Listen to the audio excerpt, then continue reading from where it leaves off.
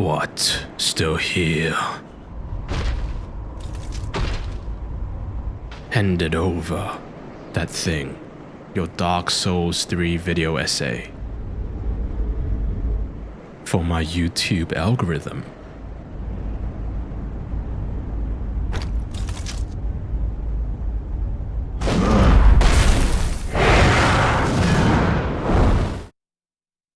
I'll admit it here, I never particularly liked Dark Souls 3. In September 2024, I played through the entire trilogy for the first time, fresh off the back of Shadow of the Erdtree, and that single month was probably as close to gaming nirvana as I've ever gotten. Experiencing Dark Souls 1 was like playing a piece of video game history, a momentous occasion to dig deep and appreciate its monumental legacy. Even with its age and blemishes, the timelessness of Dark Souls is undeniable, and is easily a contender for the greatest game ever made. On the other hand, my playthrough of Dark Souls 2 was defined entirely by unexpected fun, swept along by its commitment to iteration and experimentation. Despite stepping into Dragon Lake with heavy skepticism, there was an unadulterated joy I felt playing DS2 that immediately catapulted it into one of my favorite games of all time. A love that made me start this channel. And then came time for Dark Souls 3, the grand finale of the trilogy, the culmination of its esoteric world and challenging gameplay systems and immersive atmosphere, and I felt bored. Restless, unimpressed by the wider sandbox and better graphics and grander narrative. It was a feeling I couldn't shake, a sort of general frustration sliding into apathy, wishing I could go back to the timeless charm of the first and the boundless adventure of the second. Maybe it was just a disinterest in seeing Anor Londo again, or getting constantly blended by packs of overly aggressive enemies and bouncing off the increased fiction. Or maybe it was just the expected burnout from my marathon through these legendary games, growing into a vague disappointment that this ultimate experience often felt derivative and even soulless. Even when I finished it, I could concede that it was definitively still one of the best things I'd ever played, just by virtue of its incredible bosses and that unbeatable FromSoft magic. Yet, at times, Dark Souls 3 felt to me like a game that didn't ask to be made. But after replaying Bloodborne for my previous video, a widely accepted masterpiece that is another easy pick for the greatest game of all time, I wondered to myself what exactly I was missing about Dark Souls 3. Something about it has always eluded me, and I knew I had no choice but to dive back into Lothric, to seek some new meaning, to grapple with my own seemingly one-dimensional feelings. In the back of my mind, one question has continued to haunt me after all this time. What was Dark Souls 3 really about? More than any other game in the trilogy, I'm constantly thinking about the motivations of the characters that populate Lothric, their wants, their desires, their choices. I'm interested not just in the vision of the fire fading, but in the stories that underlie its central narrative, of the tales and exploits of figures that loom large and of those hidden away, barely noticed and so easily forgotten. There's something undeniably special about Dark Souls 3. Perhaps it's the heavy sense of closure, or its combat that flashes with brilliance and inclination towards refinement, or even the tragic beauty of its dark fantasy world, fraying at the edges and pulling you in one last time, as the fuel sputters completely and the light bulbs go out one by one. There is something distinctly final about Dark Souls 3, something like the last breaths of a dying universe, and a tired creator looking to move on to something new, to wrap up the work and deliver a lasting impression while balancing the impossible task of bringing this trilogy to a complete, satisfying end. And while I can't say I agree with all of this game's vision, in my own way I'm desperate to love it, or at least I know I'm willing to try. After all, to love is to understand, and I want to meet this game on its own terms and comprehend it. Simply put, I want to love Dark Souls 3. As usual, this video is part retrospective, part critique, but more importantly, it's a love letter to a game that I've grown to love with time. An experience as defined by its peaks as it is by its valleys. It's a closing act to one of the greatest trilogies of all time. A final statement on the legacy of fire and what it means to persist. I want to understand Lothric and its inhabitants, the burdens they shoulder, and their decisions to hold on against all odds. As ash seeketh embers, I seek the cinders that keep this game burning in the hearts of many, and why its story of the fire fading never seems to ever truly fade. Yes, indeed. This is why I can't stop thinking about Dark Souls 3.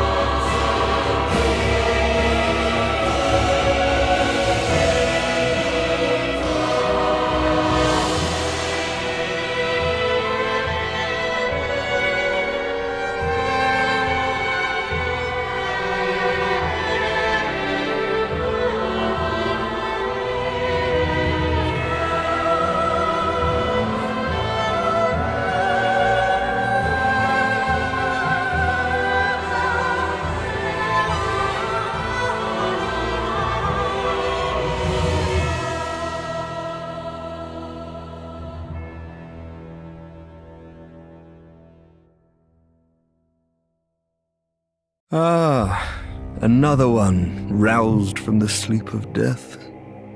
Well, you're not alone. We unkindled are worthless.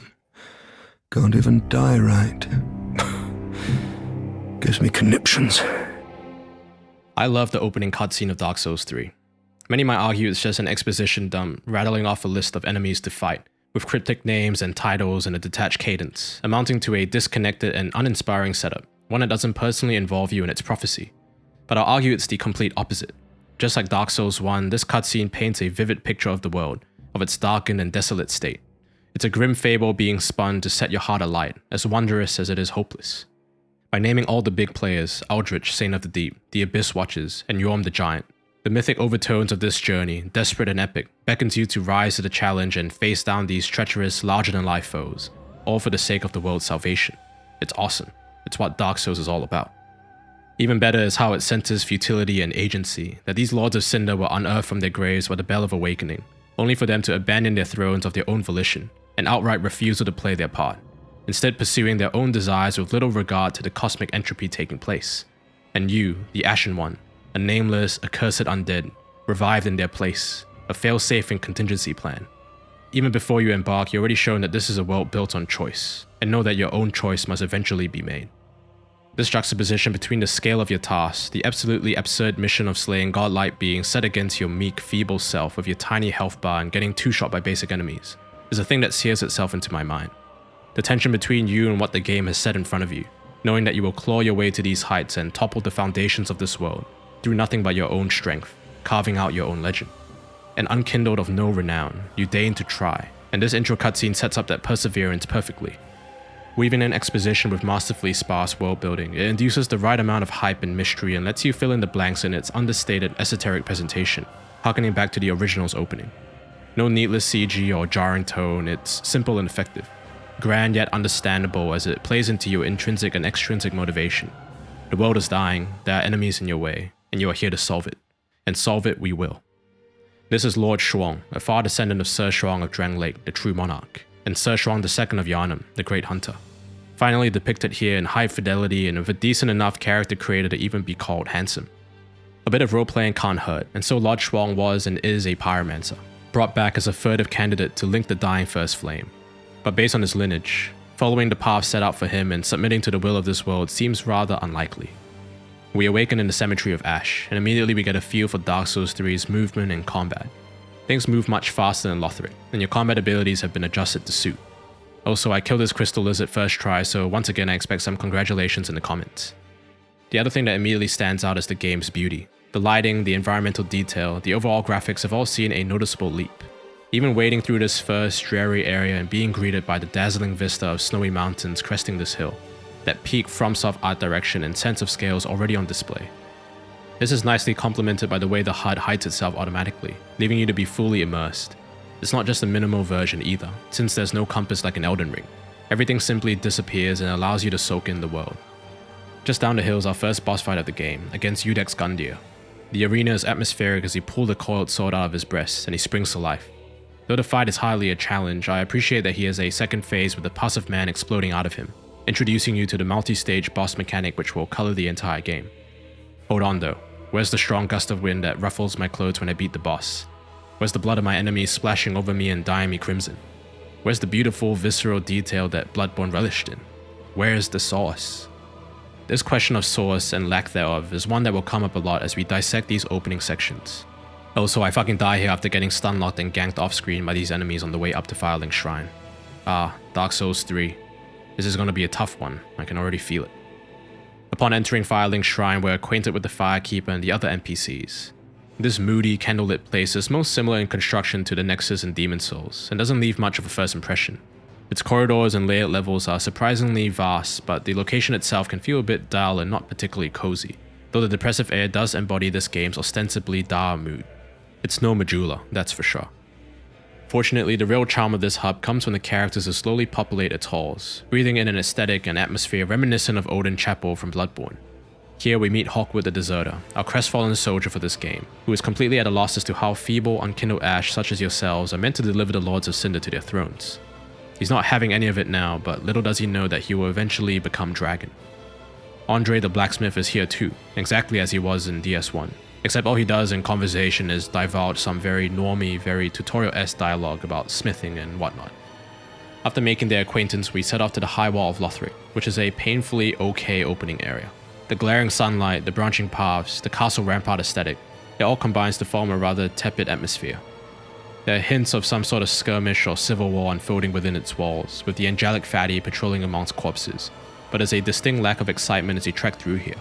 It's no central Yharnam or Undead Burg, and while it definitely looks gorgeous at points, the level design combined with the bright sun-bleached battlements can feel tedious and repetitive, without much to really break the monotony. Actually, I forgot about chasing off the wyvern by shooting arrows at it for 5 minutes. Now this is gameplay. Of course, the most memorable part here is facing Vord of the Boreal Valley in the lower section. His entrance and iconic accompanying theme might be one of the franchise's biggest exploits, with a sudden musical sting and the boss health bar appearing. The fight itself is fun and straightforward, and definitely uplifts this stagnant level with a bit of flair. Beating Vord marks the beginning of your journey as unkindled ash, and that budding anticipation of where we will go next carries us to the edge of the collapsed bridge, as we hail down the reliable Bat Demon transport service. Unfortunately, our next step is the even drearier, even more lackluster Undead Settlement. Look, I said at the top that I wanted to learn to love DS3, but it's hard to look past how sourceless the majority of this game's first half is. We get a similar daytime ambience to the High Wall, alongside regrettably frustrating enemy placement, roaming in large packs and swarming you like flies. There's a lot of carefully clearing out areas, only for you to die, run past all the respawn enemies, only to get fucked by a big guy hurling a jar at you and knocking you off the bridge, and then you lose all your souls. Classic. There is some good though, like Seeketh of Katarina's introduction as he comes up the lift, his presence kicking off one of the most memorable NPC questlines in the entire franchise. Fighting alongside his bumbling self against the fire demon, only for him to sit down and take a nap is awesome, and sets the tone for this wacky companion for encounters to come. You also find Anor Londo here, who begins your secretive journey to become the Dark Lord by getting you to throw yourself off the second floor of Firelink Shrine again and again until you get 5 Dark Sigils. After which, the enigmatic Uriel shows up, an agent of Londor, the Land of Hollows, and soon to be confidant who pushes you along the path to eventually usurp the fire. We can't forget about our boy Cornix of the Great Swamp as well, the great pyromancer locked and strung up in a cage above the settlement. As a budding pyromancer ourselves, Cornix will become a fast friend, and it helps that he is genuinely such a chill guy. He's probably the least dark and least problematic NPC in the whole series. No secret agenda, no tragic backstory, just a teacher who wants the best for his student. His optimism, excitement, and willingness to unravel the secrets of pyromancy alongside you is a bright spot in your journey through Lothric, and it's nice to have this guy in my corner. All my homies love Cornix. There is also a slew of different weapons that are easily attainable as you explore the level, including the whip, the hand axe, the partisan, the Irithyll straight sword, the large club, the great scythe, and the Kaistis. This is an assortment that feels diverse and generous, all focused in this one area, allowing you to experiment in this early game section to find your playstyle. You've also got this Royal Rat Vanguard thing going on in the sewers before saving Irina of Karam, but that's neither here nor there. But then the level completely drops the ball with the Cursed Rotted Greatwood, one of the biggest whatever bosses in the entire series. You run around it, dodge its gigantic tree ass, hit its pustules, and that's about it. The creepy pale hand that shoots out from its trunk looks cool and feels uncanny, but beyond that, it's a disappointingly mid-boss that caps out a long and often tedious level. And this whole ordeal is repeated again in the Crucifixion Woods, a visually bland area with dull lighting and a middling atmosphere, with a confusing layout that forces you to navigate the swamp lined by ruins, with zones of deep water that feel truly masochistic, especially when these giant fucking crabs skitter up to you and beat the shit out of you. Come on, man. And then after all this effort, you're rewarded with the Crystal Sage as a boss, which I'll admit has a cool soundtrack, but the actual fight is so deflating and unimpressive after trudging through this miserable swamp level. It's hard not to feel disappointed. The Sage himself is straightforward, but the constant vanishing and spawning clones is an annoying mechanic, one that needlessly stretches out an encounter that doesn't provide much of a challenge or learning curve. The most significant thing that happens in these woods is meeting Henri and Horace, 2 traveling siblings, one friendly and one intimidatingly quiet, whose shared journey is on an unexpected collision course with the machinations of Londor, and a vital stepping stone in your path to become the Lord of Hollows, a thread which slowly unfolds through the game. Before we go on, let's take a moment to explore Dark Souls 3's combat, and how the game evolves its moment-to-moment gameplay with its expanded sandbox.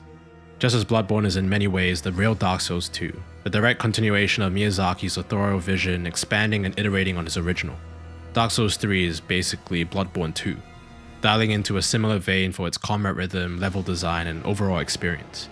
With that same responsiveness and frenetic energy, that same focus on quick reflexes and staccato flow state, there is an organic speeding up that you must adapt to or die. This accelerated pace of combat might not be everybody's desired evolution of the series, but it makes sense right off the bat from Bloodborne.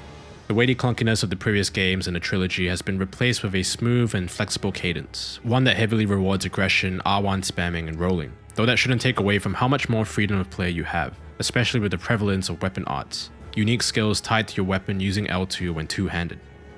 The presence of weapon arts, the immediate predecessor to the modular Ashes of War system in Elden Ring, is a defining element in the combat sandbox. Special attacks have been present since the beginning of the series with Demon Souls, usually reserved for specific weapons and executed with a heavy attack. Dark Souls 3 simply codifies this mechanic, making it less obscure and instead centers it as a key component in its action combat.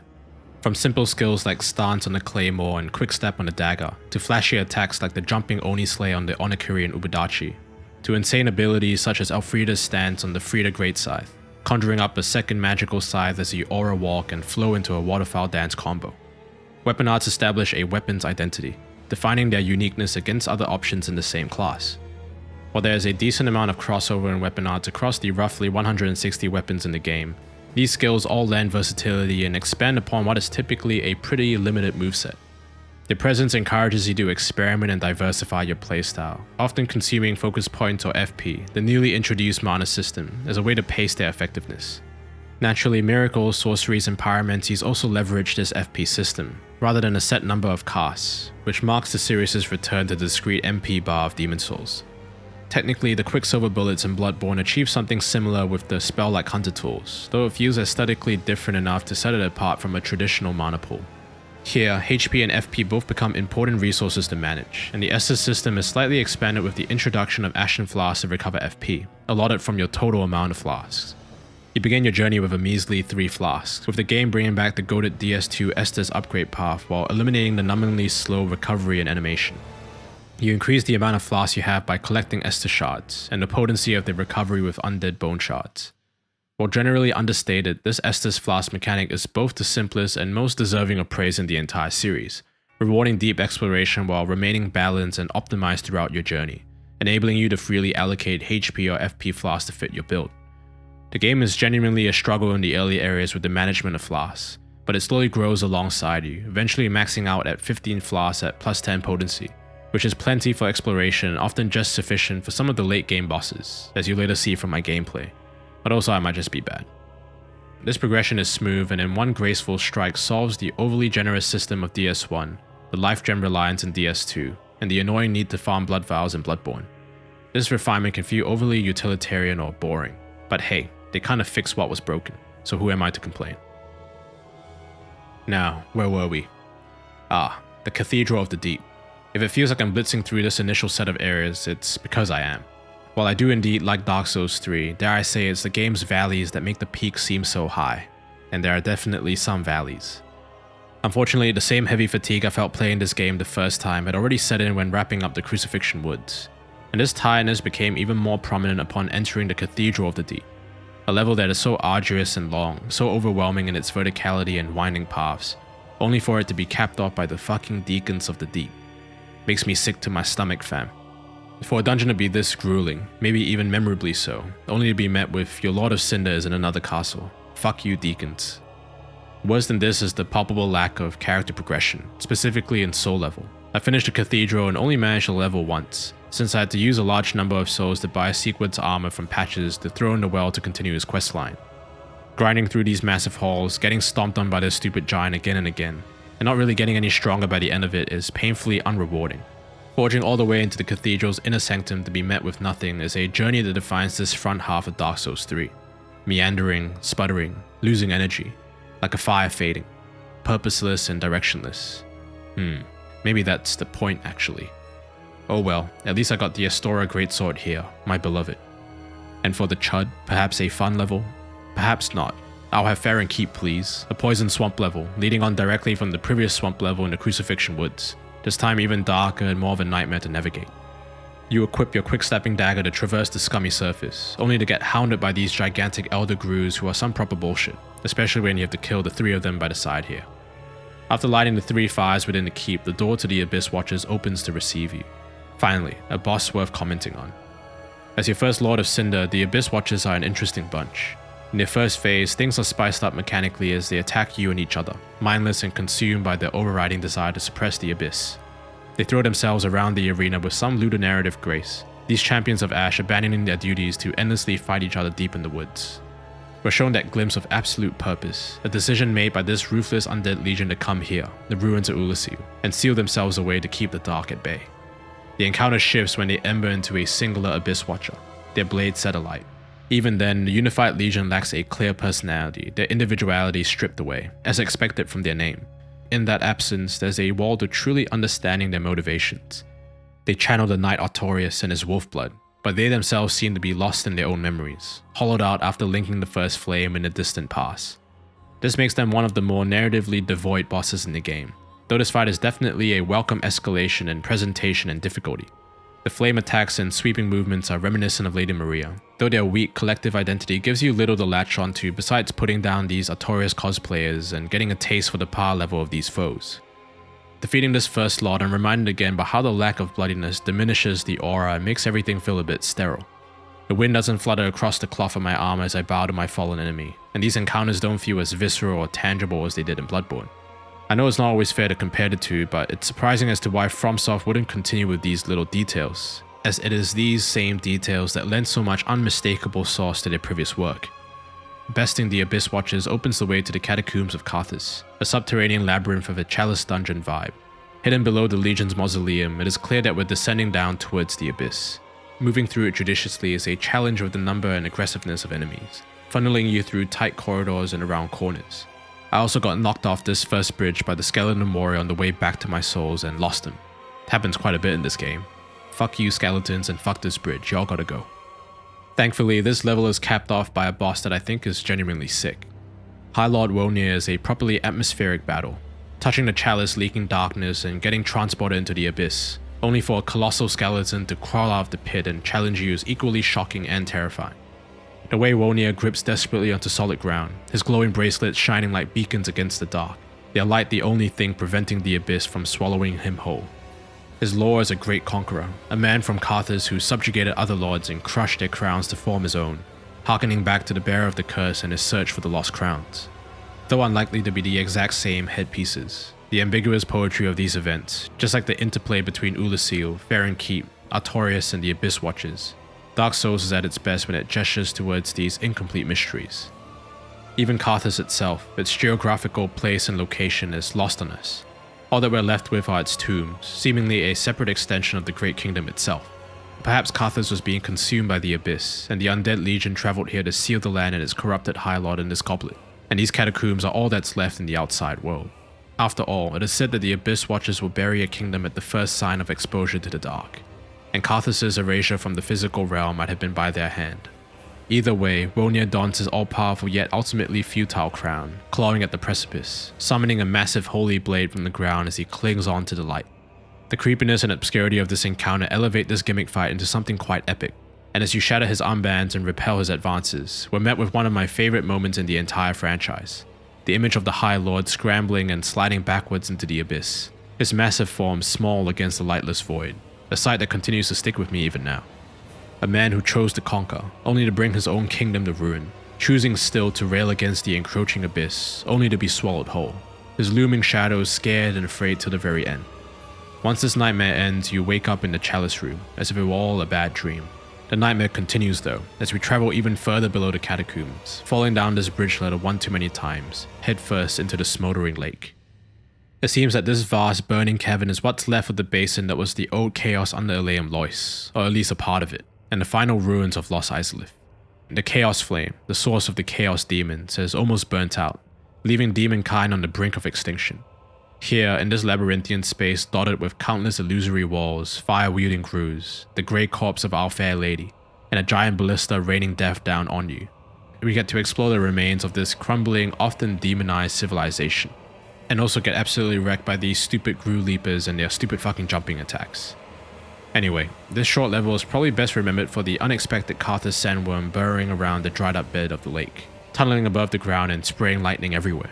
Standing in this one position and allowing the ballista to annihilate the worm for you is so stupid that it transcends into a memorable set piece. Now this is the real Dark Souls 3.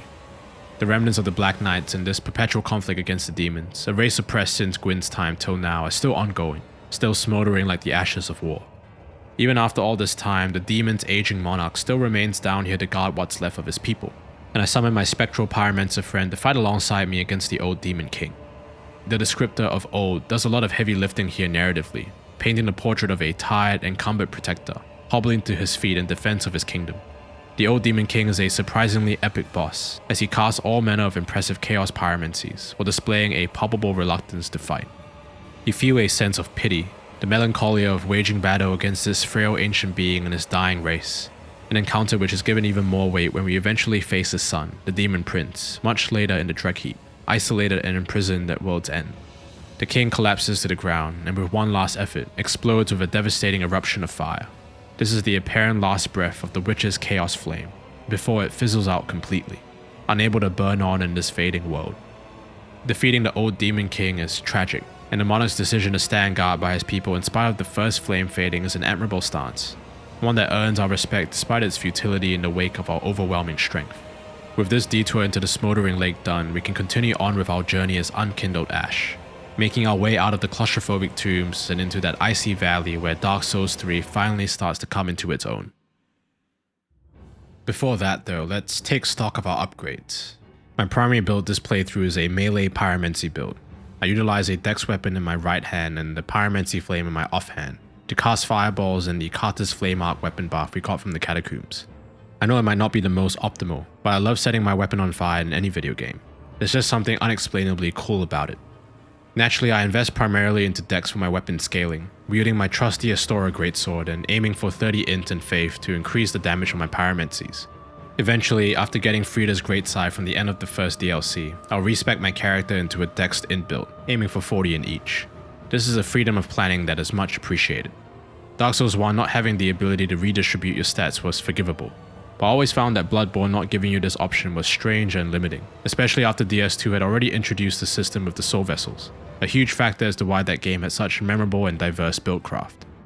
The freedom to reallocate with a limited consumable allows for player expression, but more importantly, it encourages experimentation and engagement with the sandbox's depth, without strong-arming you in one direction. Dark Souls 3 fortunately carries on this spirit, with the ability to respec tied to offering pale tongues to Rosaria, Mother of Rebirth, in the Cathedral of the Deep. The game warns you that you can only make this bargain 5 times per new game cycle, artificially constraining you to this count for no logical reason. DS2 allow you to farm an unlimited amount of soul vessels by burning bonfire ascetics at the Lost Bastille, but even then, a normal playthrough of the game will net you 10 vessels anyway, giving you an ample number of resets at the old Firekeepers. Why DS3 decides to kneecap this is a mystery. It's good then that there is a simple workaround to respec as many times as you want. When speaking with Rosaria, you can agree to consume 1 pale tongue to respec, reallocate your stats as you wish and confirm this change, which brings you back to the initial menu screen with Rosaria, and then simply force quit your game, relaunch it and continue your save. This will respawn you back in front of Rosaria with your stats changed but no pale tongue consumed, and your rebirth count remains the same. This essentially enables unlimited respecs, which I'll argue should be how a system like this works in the first place. With this handy exploit, I would be able to later remake Lord Shrong from a master pyromancer into a dex-in powerhouse for the endgame, with the intention to wield that goated Great Scythe, one of the most fun and badass weapons in the entire series, while also allowing me to conjure some sorceries and mix up my playstyle a bit. Little did I know that the humble aquamarine dagger would steal the show. This is all in service of DS3's large and diverse combat sandbox of spells and weapon arts, offering a slew of options to build around and get excited for. Pairing this with the ability to respec without any downsides greatly empowers player choice, and is a meaningful way to embrace this variety. Where you might feel a bit restrained at this point, however, is in your freedom to upgrade your weapon. Dark Souls 3 is rather committed to pacing out your progression, and this is most evident in the upgradability of your chosen armaments. The overarching system is solid and predictably refined by this point in the series. Exactly as it was in Bloodborne, standard weapons are upgraded first with Titanite shards to +3, large Titanite shards to +6, Titanite chunks to +9, and finally with a Titanite slab to reach +10. Exactly the same road to power with that game's Bloodstones. But there's also other categories of weapons that utilize alternative upgrade materials like Twinkling Titanite, used for most special weapons, requiring 15 total to get to +4 and then a Titanite slab again for +5, the maximum for these weapons. Similarly, there are also Titanite scales for unique boss weapons that you typically transpose from souls, of which you require the same 15 total and then a Titanite slab. The standard Titanite shard path is unsurprisingly the most prevalent, but the game also gates the number of shards that you're able to source from the world in the early to mid game. This limitation is surprisingly harsh, and normal Titanite is a scarce resource to come by even when exploring each level thoroughly. Of course, this is all resolved in the late game when you unlock the option to purchase upgrade materials in an unlimited number from the Shrine Handmaiden, but that's the final result and not what you get to experience for the majority of this game. Because of this general shortage, you're rather restricted as to how many weapons you can freely upgrade as you go along. In fact, I was only really able to focus on one weapon and actively scale its power with me until the midpoint of the game, that being my trusty Astora Greatsword. I only ever had enough large Titanite shards and chunks to sparingly bolster one weapon's effectiveness, with a second trailing slightly behind, which in my case was my Pyromancy Flame. This can be deflating, since this stinginess stops you from experimenting with other tools that could expand your playstyle, instead railroading you down a single path without much room for deviation.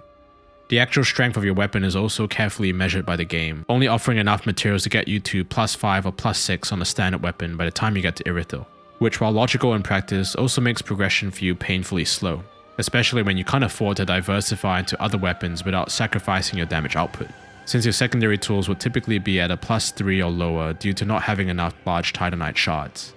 As I mentioned before, this all feeds into that sense of DS3's first half being rather unrewarding and frustratingly linear, with the typical joys of leveling up and even improving your weapons feel unnaturally infrequent as you slog through each area one soul level at a time. How I wish for the halcyon days of Dark Souls 2's generous over-leveling and SL200 endgame. This gated progression is also present in Dark Souls 3's infusion system, where you're able to use specific gems to infuse your weapons with the related attribute, which alters the stat scaling and elemental damage type, and allows you to customize your weapon to fit your build. The viability of this infusion system is staggered by your discovery of different types of coals throughout Lothric, with each new one allowing for further avenues and specializations at Andre the Blacksmith. This didn't impact my melee Pyromancer build much, since I ended up just infusing my Greatsword with a sharp gem to improve the dex scaling, and buffed it with Carthus Flame Arc, since the better Chaos and Dark infusions are only available in the second half of the game. Not the end of the world though, and this robust infusion system actually opens the door to many small optimizations for your playstyle, without ever taking center stage. You can solely focus on upgrading your weapons for the most part, and worry about infusion to squeeze out more damage as you get deeper into the game itself. Overall, this weapon upgrade system is streamlined and effective. It does feel restrictive and heavy-handed in the initial section of the game, stopping you from freely upgrading any weapon you have a passing interest in, but it does force you to utilize your resources sparingly and with intention, selecting a weapon and moveset that you like and running with it. It's good too that this build craft is complemented by the presence of your 4 ring slots, allowing you to customize and lean into the RPG elements, just like in DS2. These rings and their upgraded versions actually contribute significantly to your build, and form a robust layer for your growing strength. Unfortunately, while this tighter, faster-paced gameplay loop with its build variety, quicker inputs, and weapon art spamming is enjoyable in isolation, the most noticeable change in the moment-to-moment action is actually the spike in enemy tuning.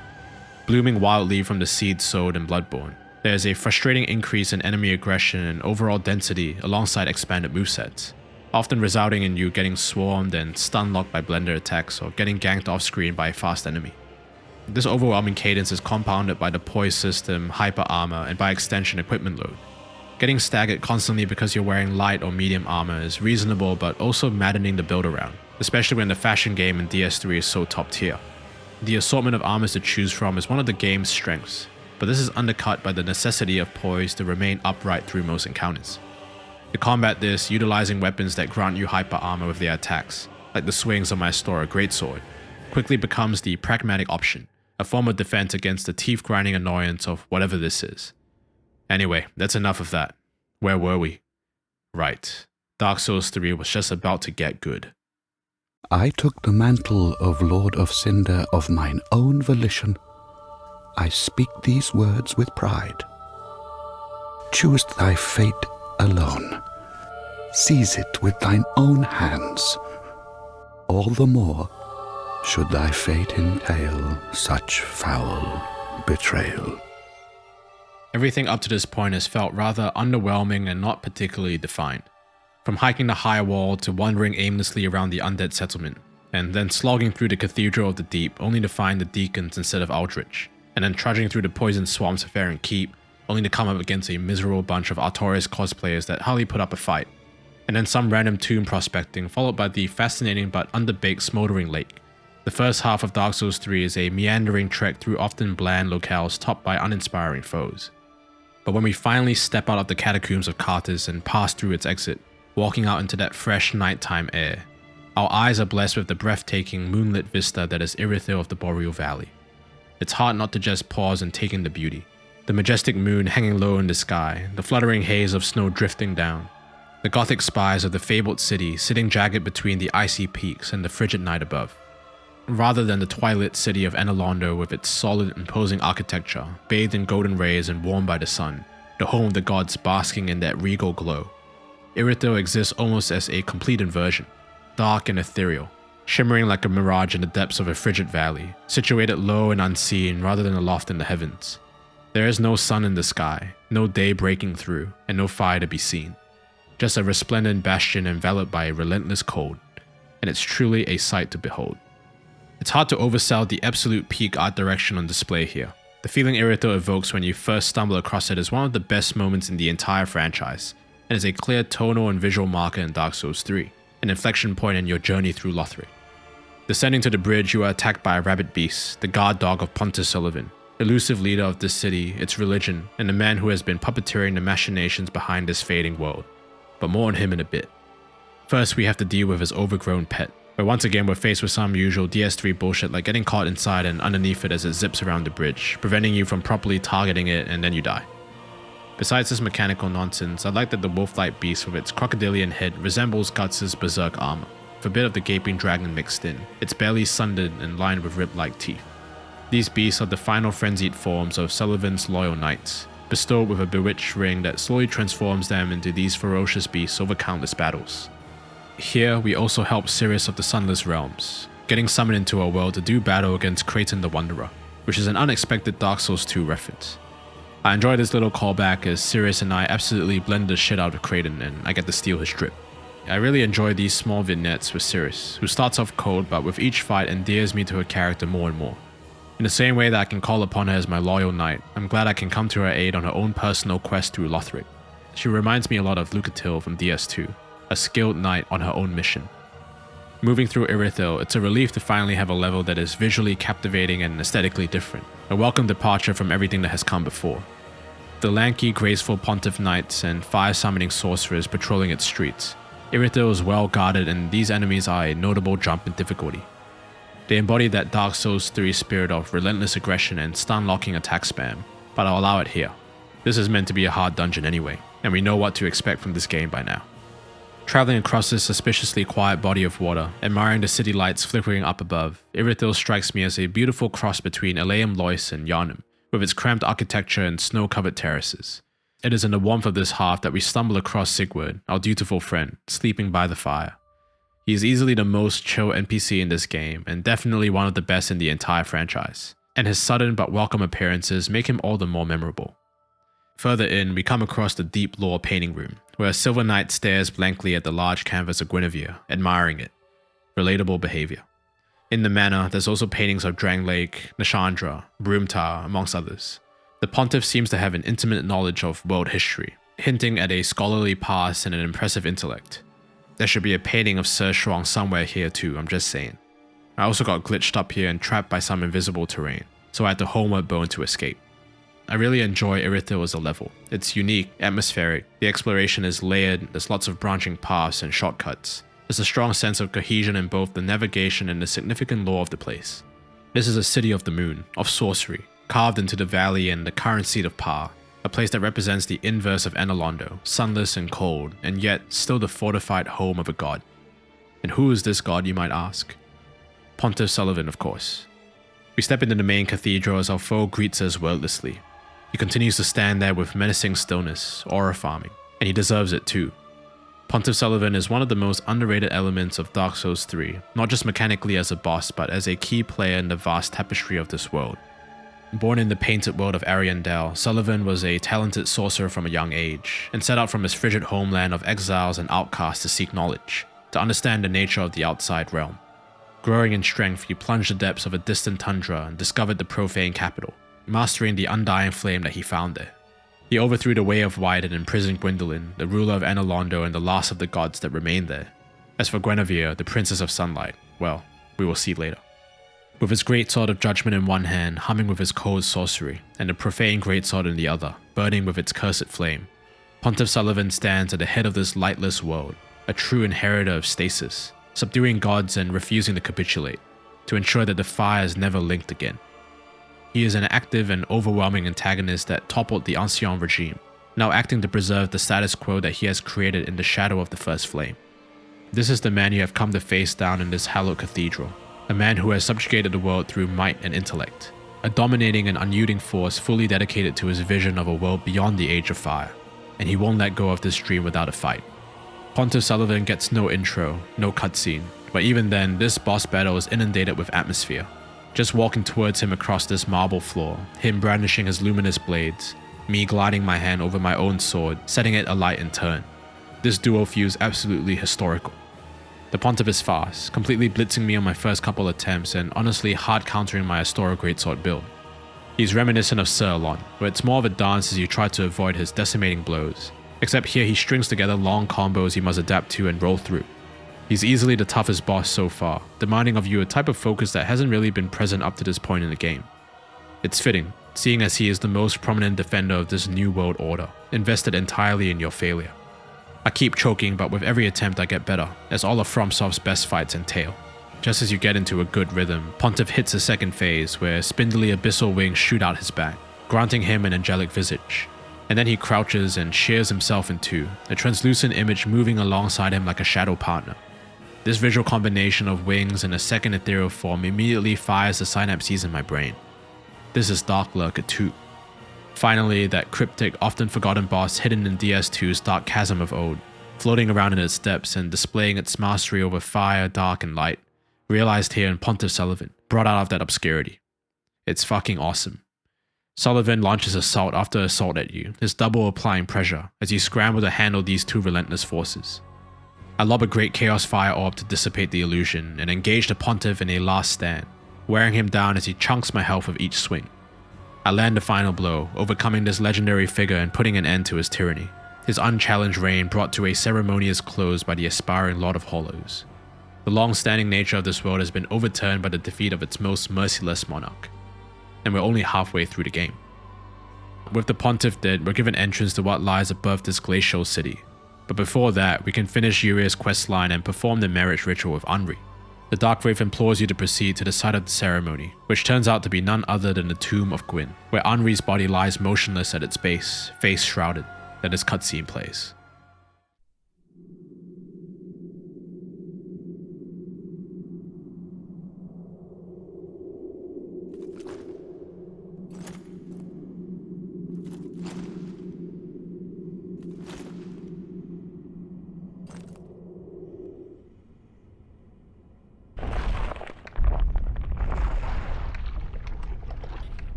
We stab her straight through the face with the ritual sword, and with the wedding complete, Lord Shrong has become the true Lord of Hollows, strong enough to wrestle the first flame from its mantle if we so wish. But first, a question of geography. If the Tomb of Gwyn is right here, joined by the Hall of Illusions as we remember it in Dark Souls 1, and hopping on this rotating lift, pulling this lever and going up a level would lead us directly to... Anor Londo. What the fuck are we doing here? If you've watched my Dark Souls 2 video, you know where I'm headed with this, but Anor Londo being completely lifted and placed here feels particularly egregious. It's like poetry, it rhymes, but having the City of the Gods exist right here, rhyming so exactly, not as some grand illusion or manifestation, or explained away with the converging geographies of kingdoms and lands across space and time, but the actual physical place, lording over Irithyll of the Boreal Valley down below, is just so strange. A huge draw of Dark Souls 2's narrative is how much the passage of time has diminished everything, never referring to Gwyn or his children by name, and instead merely gesturing to their existence through fables and legends. The locations are similarly vague as well, with kingdoms built atop each other for countless ages, their true history eroded and relegated to myth. No matter how grand or meager, all is worn down by time. So to have the Anor Londo just suddenly be part of the landscape here, one for one in its appearance and admittedly beautiful in its snow-covered state, is an absolutely jarring sight. I have, however, come around to this dissonance more over time, having grown to appreciate Pontiff Sullivan's lore and his Pyrrhic victory against the old gods of this golden city. Its grandiose cathedral hovers here silently like a fragment frozen in time, chained down and hidden away by Sullivan as some sort of trophy. And indeed, it is a prison, one the Pontiff left in a state of disrepair and repurposed to lock away the enfeebled heir of sunlight, the Dark Sun Gwyndolin. But then Aldrich was resurrected as a Lord of Cinder, his sheer might threatening Sullivan's grip on this static world as the Saint returned to his birthplace of Irithyll. Bargaining with the voracious man-eater, the Pontiff deftly presented his detained deity as the finest meal, feeding Aldrich's sole desire not to rule, but to transcend existence itself by devouring a god. And so Anor Londo became a prison for two. The dying divinity that is Gwyndolin, groaning in pain as he is eaten alive, and his Goman, the Saint of the Deep himself, a formless sludge that gnaws eternally on this delicacy, the consumed and the consumer melting into a grotesque singular entity. And this abomination is what slushes around before you as you enter the legendary cathedral, in the same arena you once battled the noble Ornstein and Smo.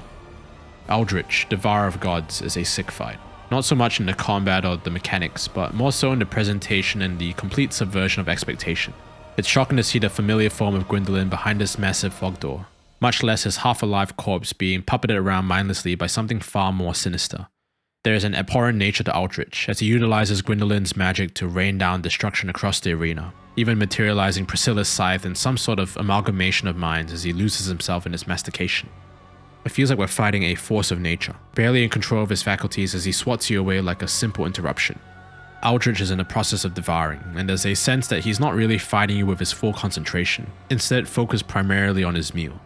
So while he slinks around almost distractedly across this arena of sludge, dazed and confused, you hack away, dodging fireballs and magic arrows and other Darkmoon sorceries as you whittle away at this Lord of Cinder. Confronting Aldrich, I'm reminded of Aldia, Scholar of the First Sin.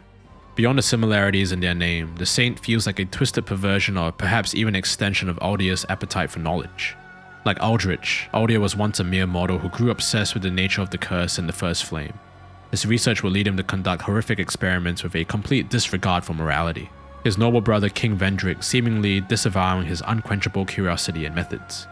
This single-minded desire to unravel the truth of the world eventually leads Aldia to unfurl himself and weave his very presence into the fabric of the universe, tying his existence to the bonfires and the curse of the undead. He would shirk his mortal coil and take on a twisted, malformed shape of wood and fire, burning eternally but retaining his mind, to observe every age and accumulate his intellect. No doubt influenced by Karth and forever inquisitive, the Scholar of the First Sin would seduce those seeking knowledge, and his will is a powerful, tempting force that has definitively shaped much of the world's history. It feels as if this same insatiable curiosity is at work in Aldrich, a modest cleric who developed a taste for human flesh, enabling a cannibalism that would become his identity, melting into a formless ooze of humanity.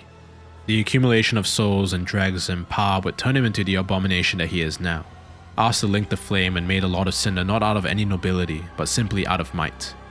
Unsurprisingly then, when he's revived by the bell, Aldrich's hunger cannot be sated, an embodiment of pure avarice. Just like Aldia, he is selfishly seeking a way to transcend the cycle itself, to grasp something beyond what he knows now, and he decides to do this by elevating his meat of choice.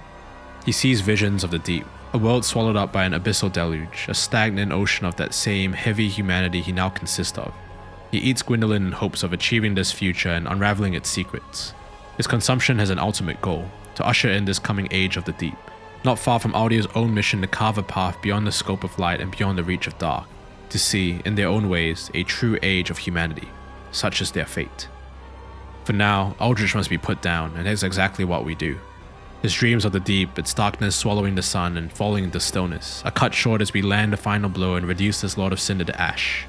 In one fell swoop, we've toppled another great heir of fire and euthanized the last vestige of Gwyn's will. In this twisted dance of God and man becoming God, with once again come out on top. Ultimately, this small level blurs the line between callback, fan service, and genuine synthesis, making it hard to tell one from the other. But I can now appreciate the bold use of Anor Londo here. Its unignorable implications, repurposed as something defiled, corrupted by the new eating the old like an Ouroboros, left to their own sick devices. Being so wholly transported back to this haunted place is surprising yet undeniably salient. So while the familiarity is difficult to look past and I wish it were done more tastefully, the intention to subvert and surprise you with the unfamiliar is hard to rail against completely.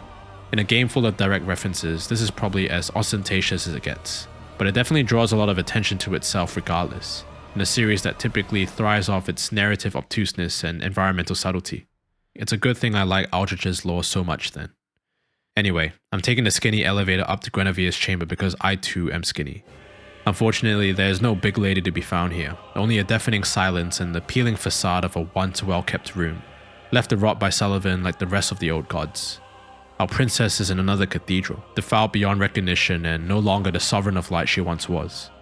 Let's get out of here. Before heading down to the dungeon below Irithyll, we help Sirius out one last time in the Pit of Hollows. She summons us in to fight against Holy Knight Hodrick, who turns out to be her granddad. Permanently aura farming, Sirius slow walks and announces that she's finally here to put him to rest, to keep a promise, and I lend her a hand as we blitz her hollowed grandfather. This is an awesome quest, and really showcases the simple beauty of DS3's NPC stories. There's a clear sense of individuality, that Sirius is a fully fleshed out person with her own history, one that just so happens to intersect with yours here. Helping her bring peace to Hodrick, she thanks you for assisting her, and the Sunless Warrior swears allegiance to you as your knight, making it feel like you're building your own loyal band of followers Griffith style. Traveling down into the Irithyll dungeon, we are stalked by these terrifying jailers who can shrink your health bar, essentially allowing them to one-shot you. This section is very Prison of Hope coded with the running between levels and gathering keys and random jump scares. This guy is kinda cute though.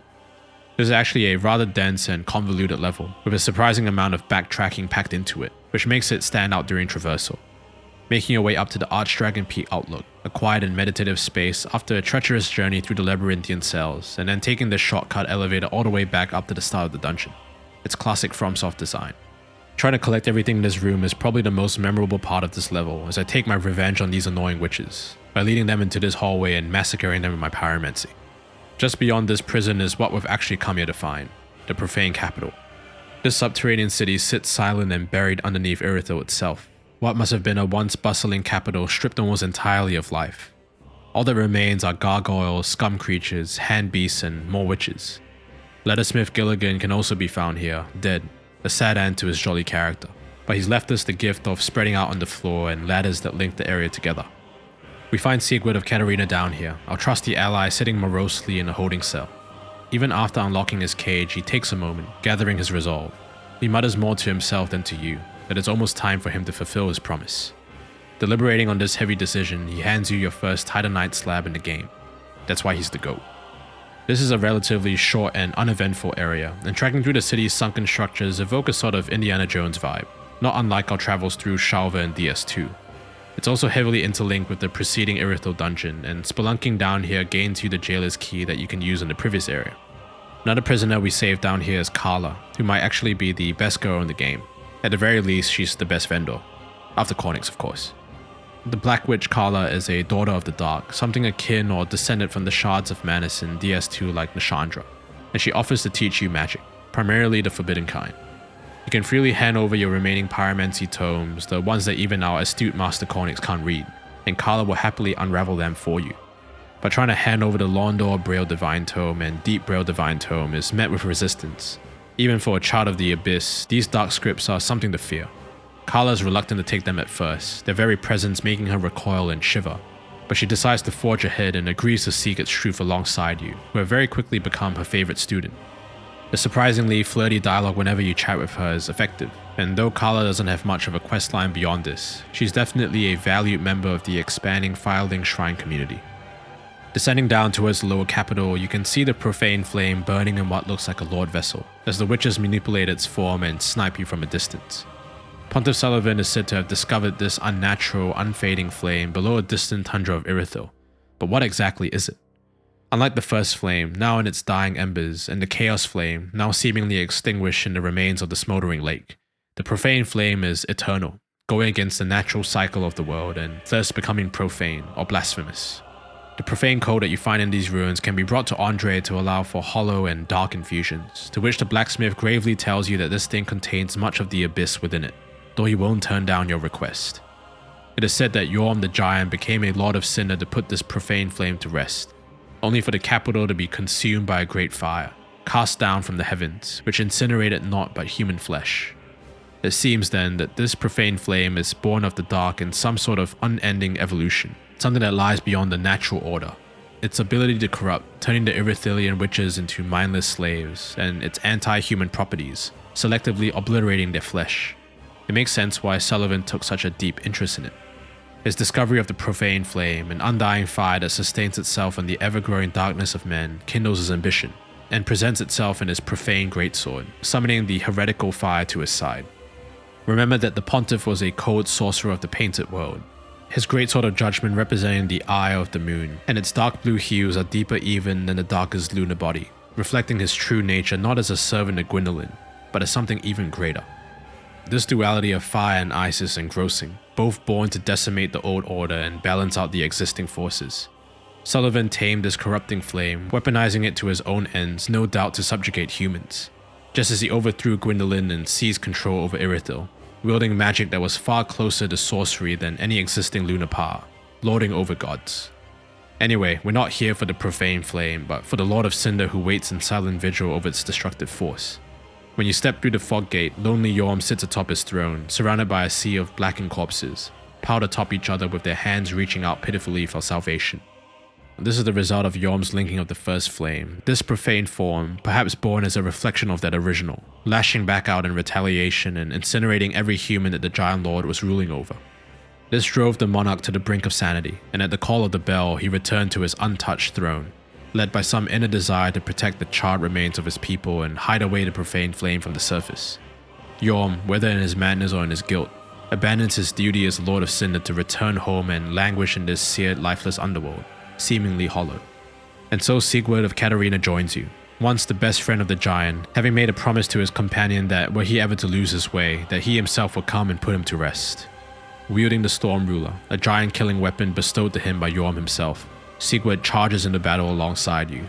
You pick up another Storm Ruler by the throne, originally bequeathed by Yorm to his people as a sign of trust, now with nothing but burned corpses to even raise it. So you wield it on their behalf. This battle is a fantastic spectacle. You and Sigurd stand tall against Yorm, who towers over the both of you, smashing down his colossal machete with single-minded aggression. Just like Aldrich, Yorm has lost himself, and is more a husk reacting to stimuli, acting on that final response to defend his throne. Without me tanking his ferocity, Sigurd courageously duels his friend, but is eventually crushed beneath the giant's might. He goes out like a champ, a true knight of Katarina. Thank you for everything, Sigurd. I've got it from here. Facing down Yorm the Giant with the Storm Ruler is properly epic, despite being supremely straightforward as a gimmick fight. I like that Yorm resembles the Giant Lord from Dark Souls 2, his lumbering, hulking form communicating the sheer strength hereditary to their kind, and an air of sad nobility. Once described as gentle and lonely, this Yorm is a rabid beast, and when he enters the second phase and embers himself, gripping the machete with both hands, his assaults become relentless. With the spiraling blows of the Storm Ruler, however, the mad giant is laid low, and another Lord of Cinder is delivered to his throne. Though Sigurd couldn't be there to see it, may he rest in peace knowing that his friend has been set free from the bitter cycle of this world. These two brothers deserve their rest, but we have to march on. Just as this third fire linker falls, we are teleported against our will to the Cathedral of Blue back at the High Wall, where Emma tells us to seek the young Prince Lothric, the last hope of his line, and take his head as the final Lord of Cinder. Oh dear. Another dogged contender. Welcome, unkindled one, purloiner of cinders. Mind you, the mantle of Lord interests me none. The fire-linking curse, the legacy of lords, let it all fade into nothing. Placing the bowl here, the double doors close and an ominous chill fills the room. From the dark, a portal materializes near the ceiling, and a lanky, armored creature unfurls itself and lands gracefully on the cathedral floor, the dancer of the Boreal Valley. This is probably the most Bloodborne-tinged boss in the entire game, with the arena in the way the dancer teleports in to fight you, her ethereal and otherworldly form gliding through the air, long languishing limbs cutting elegant arcs as if moving underwater. The dancer's uncanny yet hypnotic movements, framed by her translucent floating veil, make her stand out visually against all the foes we've faced so far, and her dual weapons evoking the pontiff's own fire and ice is a nice touch. She is a loyal servant, stalking her prey and slinking into your path to prevent you from pursuing the young prince.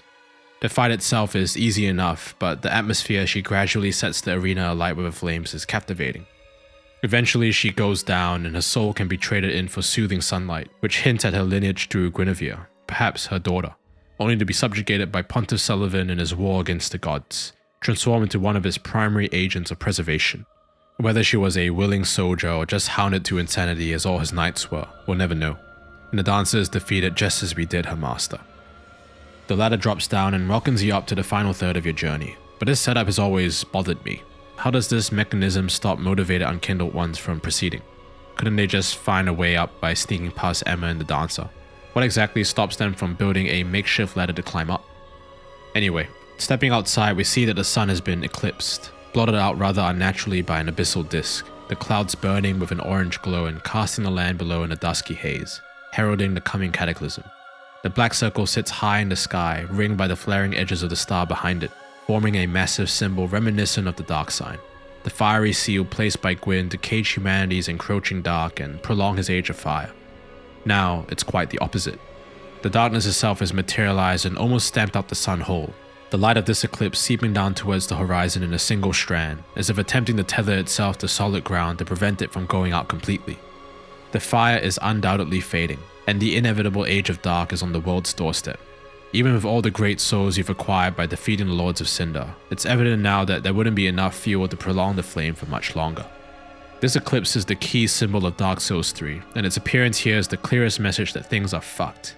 It is as majestic as it is terrifying, and it strikes a cosmic fear into you that the universe is truly at its end, signaling the apocalypse just as it has across cultures in our real world. This shift in tone colors the rest of the game, literally and figuratively, and signifies the impending annihilation. The next section of Dark Souls 3 is honestly one of my favorite sequences of levels in the entire trilogy, especially because they are entirely optional. At this crossroads, veering left instead of straight ahead to Lothric Castle brings you down to the Consumed King's Garden, which consists mainly of a toxic pool dotted with stone ruins and roaming pus of men. I discovered Titanite chunks down here, which allows me to upgrade my weapon up to +8. From a progression perspective, the game finally begins to feel fun and trends upwards. You're able to find better resources and upgrade more regularly. Enemies provide more souls, which enable you to level up more frequently. It all starts to coalesce mechanically in this late mid-game section, empowering you more consistently and alleviating the suffocating restraint of the game's first half. I also level up my int and faith enough to use the Chaos Bed Vestiges. This pyromancy is fucking sick and is easily one of the best spells across the entire FromSoft catalog. Charging it up in your hand and hurling this massive fireball forward, with flames encircling the orbs like rings of a planet as it travels fast and collides with the enemy. It's basically a lava release Rasen Shuriken from Naruto. No way he just put in that Naruto reference in there. Yeah, man, my anime fans are good. Man, I love this reference. Sasuke! Launching this pyromancy makes me feel like I'm channeling Sage Mode and cutting down Madara Uchiha or something. This new power-up obliterates the pus of men skulking about down here with ease, and I finally feel like a proper pyromancer. At the end of this compact level, filled with much needed upgrade materials, is the boss fight against Osiris, the Consumed King. This is what became of the former King of Lothric, a man who grew obsessed with Seeketh the Scaleless and his heretical research, becoming a pale imitation of that draconic deity. This fanatic appears smooth and feeble, hobbling around while cradling an invisible infant he lovingly refers to as Ocelot. We can hear the baby's cries, but just like Priscilla the half-breed in DS1, it seems that Ocelot remains unseen to our eyes and even her father's, cursed to be unperceived and confirming some dragon lineage. This makes the transition into the second phase particularly harrowing. Osiris, in a fit of rage, throws the crying infant to the ground, dashing her invisible form against the rocky terrain until she falls quiet. It's a brutal and uncomfortable sequence, as the Consumed King violently destroys the object of his obsession, the only thing keeping him sane. In familiar Bloodborne fashion, he regresses into a flailing beast, driven mad by his lack of insight and scrambling around this crumbling arena. Unfortunately, this boss fight is kind of terrible. While the first phase is manageable, the second part just sucks, with Osiris whipping across your field of view relentlessly as the camera struggles to keep track, especially when attacking with a slower weapon. This charge attack comes out so fast that you barely have time to react, and his wild and unpredictable movements punish you unfairly. This is made worse because of the uneven terrain, which is annoying to navigate and ends up being a hindrance as Osiris gets thrown all over, the difference in elevation preventing you from consistently engaging him. I strongly disliked this boss, and it was not at all satisfying when I beat this Seeketh wannabe. Fortunately, not far from here, behind a classic illusory wall, is another short and sweet area, the Untended Graves. I dig the ambience of this level, trekking through the cemetery of ash from the beginning of the game, this time swallowed up completely by the abyss. It is unfathomably dark down here, to the point it feels almost alien with its absence of light. The void that surrounds this place is unnerving and conveys a sense of dread and unease, that this is a forbidden liminal space best left untouched. For Lord Shuang, however, this is just a Tuesday hike, and we soon come across Champion Gundyr, who is just as much a pushover as his first incarnation up on the surface. There isn't much of note to say about this guy besides his soul giving us the Prisoner's Chain, which is a major upgrade to my build at this point, so thanks big guy. Further along this familiar path is Firelink Shrine, abandoned and lightless, save for the shrine handmaiden waiting in her usual spot. The true nature of this twisted mirror world is hard to pass, as the old woman welcomes you warmly, surprised by your presence, and hands you the eyes of the Firekeeper. Couldn't tell you what she's doing here, but thanks for that. These two short levels back to back form a nice palate cleanser, leveraging their linearity to funnel you through some upgrades and boss fights without too much fuss. It feels a bit like DS2 in its more haphazard yet adventurous vibe, stringing together these incongruent, unrelated places in an arcade-like way. A welcome change of pace at this point. This exploratory spirit is further reinforced when we head up to the Archdragon Peak lookout in Irithel Dungeon. We sit down and meditate using the path of the dragon gesture we collected from Osiris' altar, and are met with this short cutscene.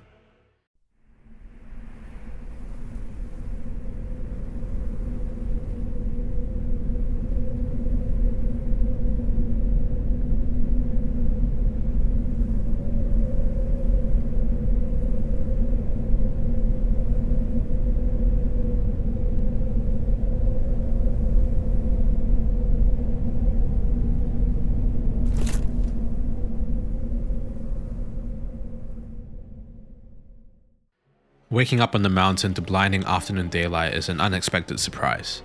While the peak is foggy and obscure when looking upon it from below, up here it's perfectly sunny, and the suspicious daytime vibe hints that this sacred place might be both spatially and temporally displaced from the kingdom below. It's an idyllic dream compared to the previous hellscape, and the brightness and clarity here makes this place visually stand out.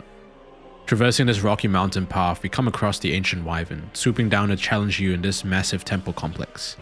This is less a boss and more of an environmental obstacle, as you run past mobs, scale the scaffolding up and up until you can jump down from this ledge, and I fucking missed this plunge attack, are you kidding me?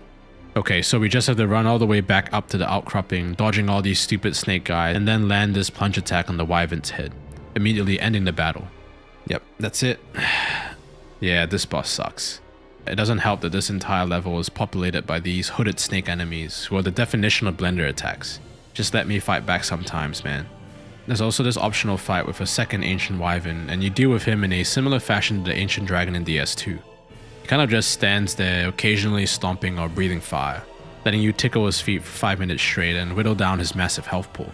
It is a lot easier than the ancient dragon since the wyvern's attacks aren't as devastating, making this a battle of patience rather than attrition with a generous margin of error. The rewards are well worth the time though.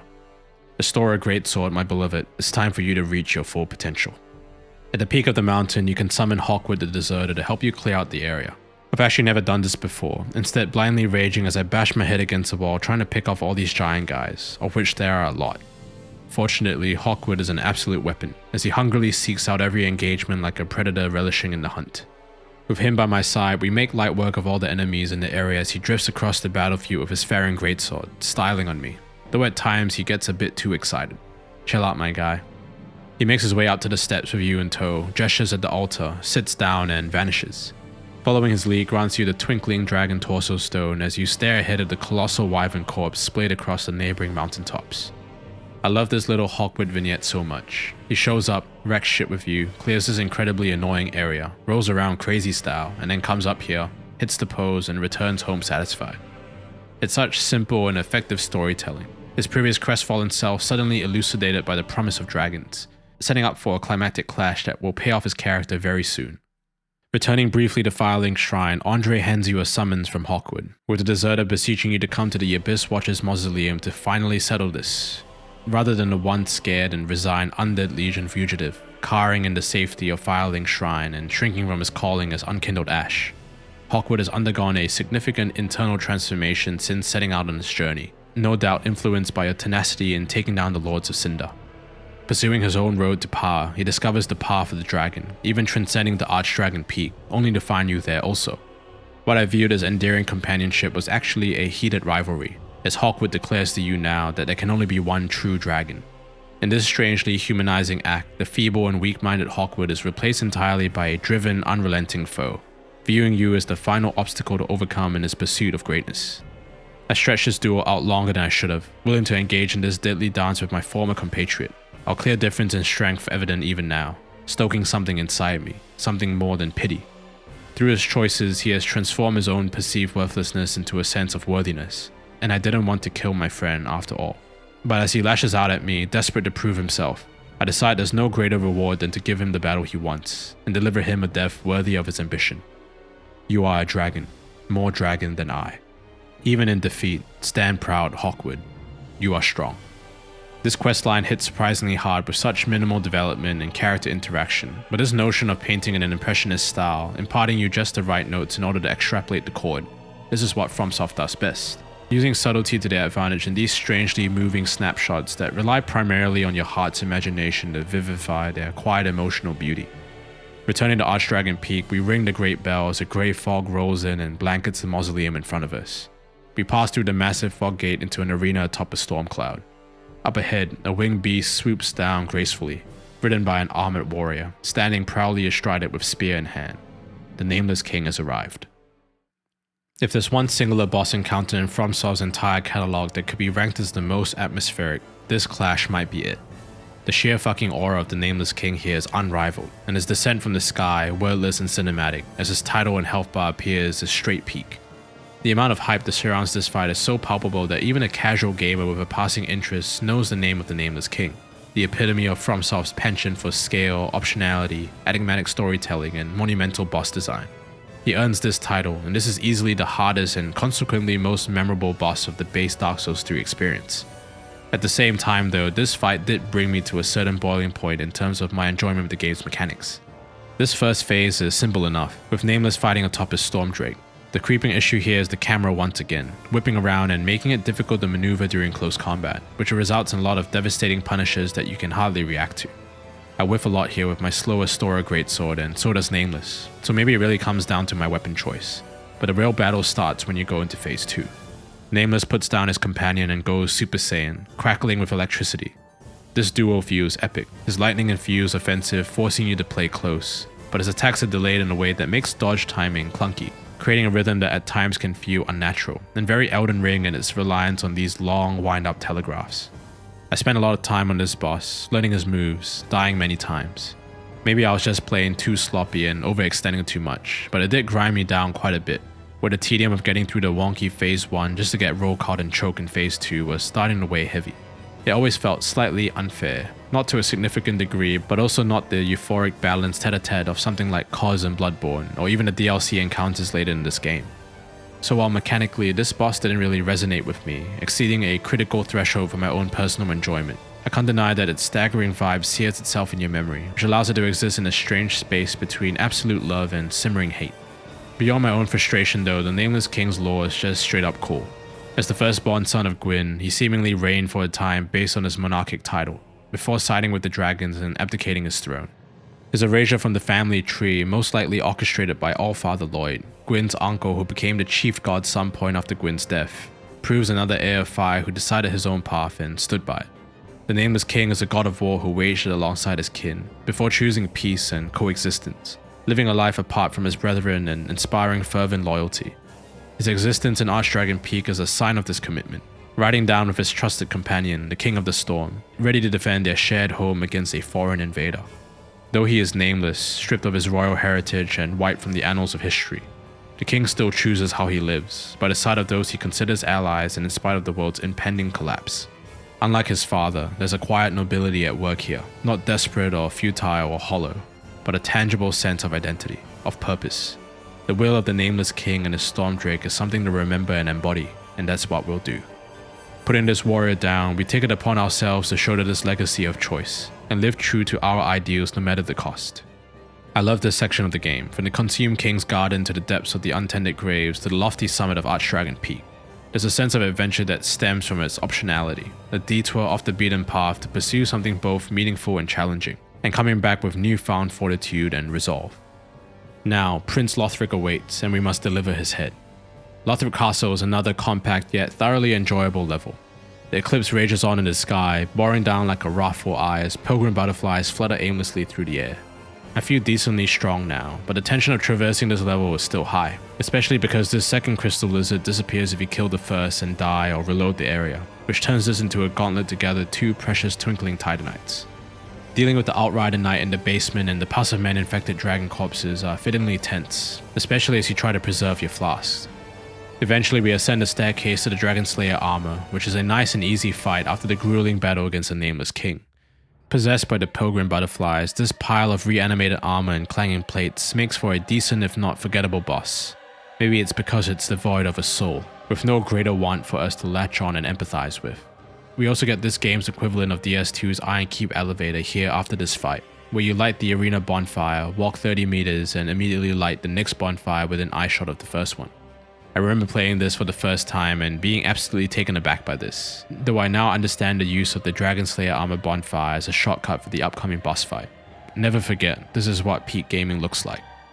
The Grand Archives itself is a large and sprawling level, befitting of the final area of the game.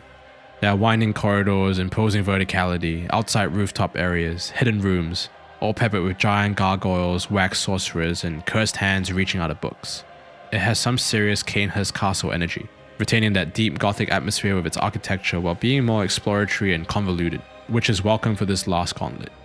Traversing this level also allows us to finish off a lot of the game's NPC questlines. The first is Irina, who after all her effort becomes a genuine firekeeper and positions herself in the tower next to Firelink Shrine. It's a nice payoff for her character, and your decision not to corrupt her with the darkness of the Deep Tomes reflects your influence in railing against cruel fate, with her blossoming instead into a fully fledged firekeeper.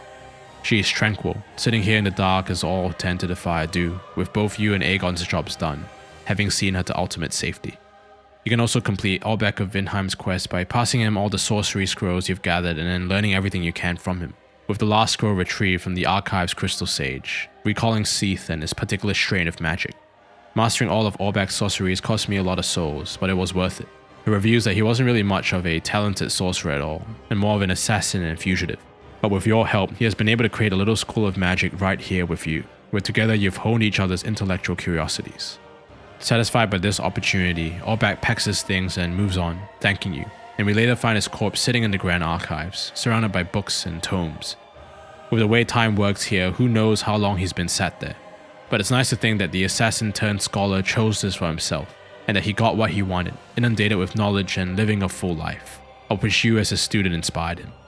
Our good mate Greyrat also gets his final send-off here. He requests to pillage Lothric Castle, wanting to fulfill his purpose as a thief, to embrace his proclaimed identity, while also realizing that with you as a friend, he has someone to do this all for as well. Despite the danger, you agree. Who are you to deny his enthusiasm, his purpose? All you can do is wish him a safe journey. I love Greyrat. He's kind of like the chapel dweller in Bloodborne, initially suspect and untrustworthy when you save him at the start of the game, but turns out to be a genuine soul with eccentricities. Greyrat is your loyal companion throughout the game, with a personality that demonstrates a tenacity and an admirable sense of self. It's to the point where even the lecherous Patches is genuinely afraid for his friend's life when you tell him about Greyrat's quests, at a loss as to what he should do. Of course, Greyrat the Thief doesn't return from his expedition to Lothric Castle. Instead, we find his motionless body on the roof of the Grand Archives. It is a melancholic discovery, but we shouldn't wallow too much in our sadness. He died doing what he loved after all, fueled by choice in pursuit of his own purpose. That has to amount to something in this world. Rest in peace, buddy. You will be missed. We can't forget about our loyal comrade Cirrus either, who we fought alongside many times throughout our journey. She called upon us and in turn we called upon her. A symbiotic battle bond that started cold and impersonal and culminated with us standing by her side in a personal mission. Now her body lies curled up next to her grandfather's grave, having passed on peacefully it seems. After offering her assistance in the battle to come, this is where she ends up. Thank you for being my sword, Cirrus. The final NPC thread to complete is Ringfinger Leonard and his servitude to Rosaria. In her bedchamber, the braggart murders her and absconds with her soul, leaving behind a black eye orb. Returning to Guinevere's room in Anor Londo, the orb quivers and you use it to invade Leonard's world, where it admonishes you for wanting to ravage the goddess's soul. He engages you in battle, berating you for being a vile beast. This murder of his own saint is difficult to comprehend, but it seems the clearest possible motivation is not an act of treason, but an act of love. He lived for Rosaria, a faithful subject, but he also describes her physical form as a poor thing in all her festering glory. He seemingly wants to take her soul back here to Anor Londo, perhaps in a futile attempt to somehow revive the goddess of sunlight. Because that is obviously who she is. Rosaria is Guinevere, defiled and abused and silenced by the cruel powers of this new world, delivered by the pontiff to Aldrich in the cathedral and taken advantage of, becoming the forced mother of rebirth. Anri being her child also confirms this divine lineage, necessary for the marriage ritual to become the Lord of Hollows. Just as Gwyndolin was fed to the Devourer, Guinevere was corrupted and dispensed with, a cruel act in the pontiff's total subjugation of the gods. Defeating Leonard earns you Rosaria's soul, which you can use to revive her in a bedchamber as if nothing ever happened. Or you can pass it to Lutleth and transpose the soul into bountiful sunlight, the blessed, radiant miracle of Guinevere herself, beautiful and untarnished. You get to determine her fate, and I decide against returning her to her earthly prison, bound by flesh. The Mother of Rebirth deserves to be free, to be remembered for her light and her generosity, to live on in soul through this wondrous miracle. We freed Gwyndolin, we bested the Nameless King, and now we can offer Guinevere peace. With that, Gwyn's children are put to rest. The NPC quest lines in Dark Souls 3 are genuinely awesome. There's an understated roaring beauty to all of them, each one of these stories revolving around what it means to live, what it means to rail against fate, to choose your path and walk it. All of this is done with such restraint that it's hard not to celebrate how much emotional weight it achieves. While the majority of these threads end in death, as is the FROMSOFTWARE way, they still shine brilliantly with a certain hopefulness, a beauty immortalized in the struggle that outlives these characters and etches itself into your heart as you carry on with what they've shown you. Despite the grim and relentless world, there are flashes of resistance here, of individual wills and of what it means to live, sparks that light up the cold dark to guide your way. With these circles closed, we make our way up the steps towards the top of Lothric Castle. I love how this run-up feels like an homage to Boletaria 1-1 from Demon's Souls, echoing across time and space in this ascent. You remember the entire journey of getting here, not just in the game but across the franchise, growing in strength and knowledge and perseverance as you overcame challenge after challenge. You push open the doors and walk up to the throne room where your final foe awaits. Oh dear. Another dogged contender. Welcome, unkindled one, purloiner of cinders. Mind you, the mantle of Lord interests me none. The fire-linking curse, the legacy of lords, let it all fade into nothing. You've done quite enough. Now have your rest.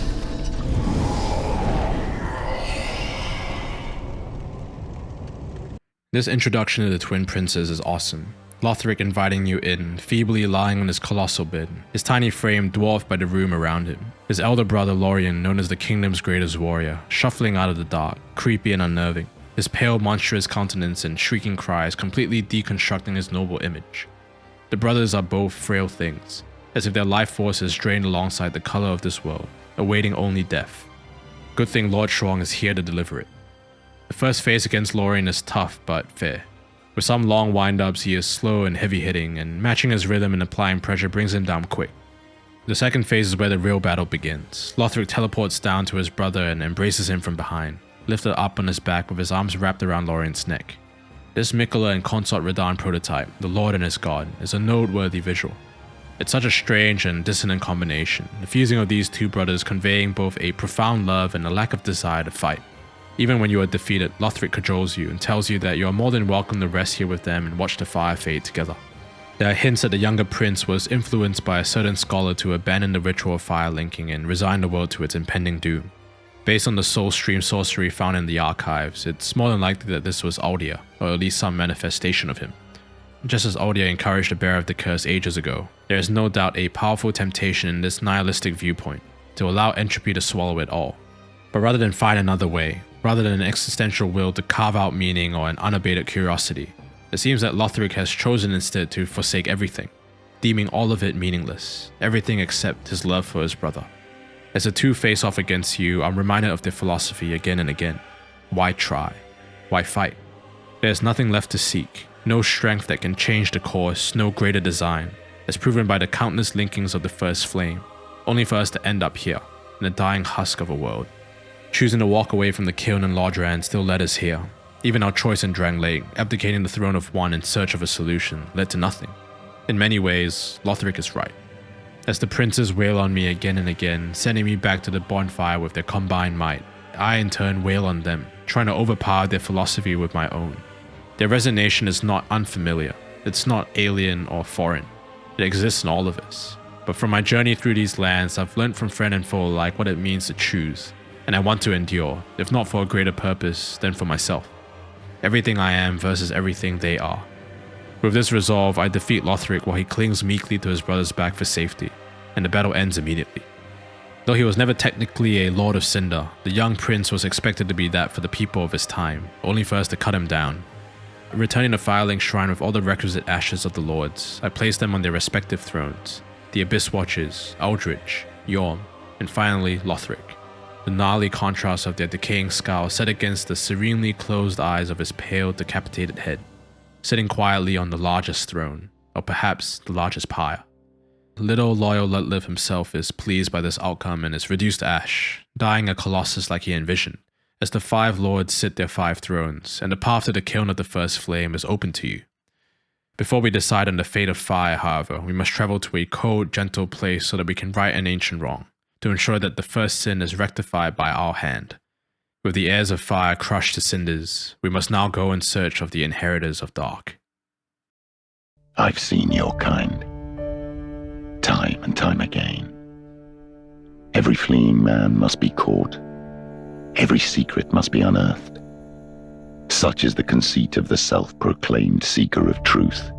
But in the end, you lack the stomach for the agony that you'll bring upon yourself. Returning to the cleansing chapel in the Cathedral of the Deep, we find a diminutive old man prostrating himself in a pitiable manner by the altar.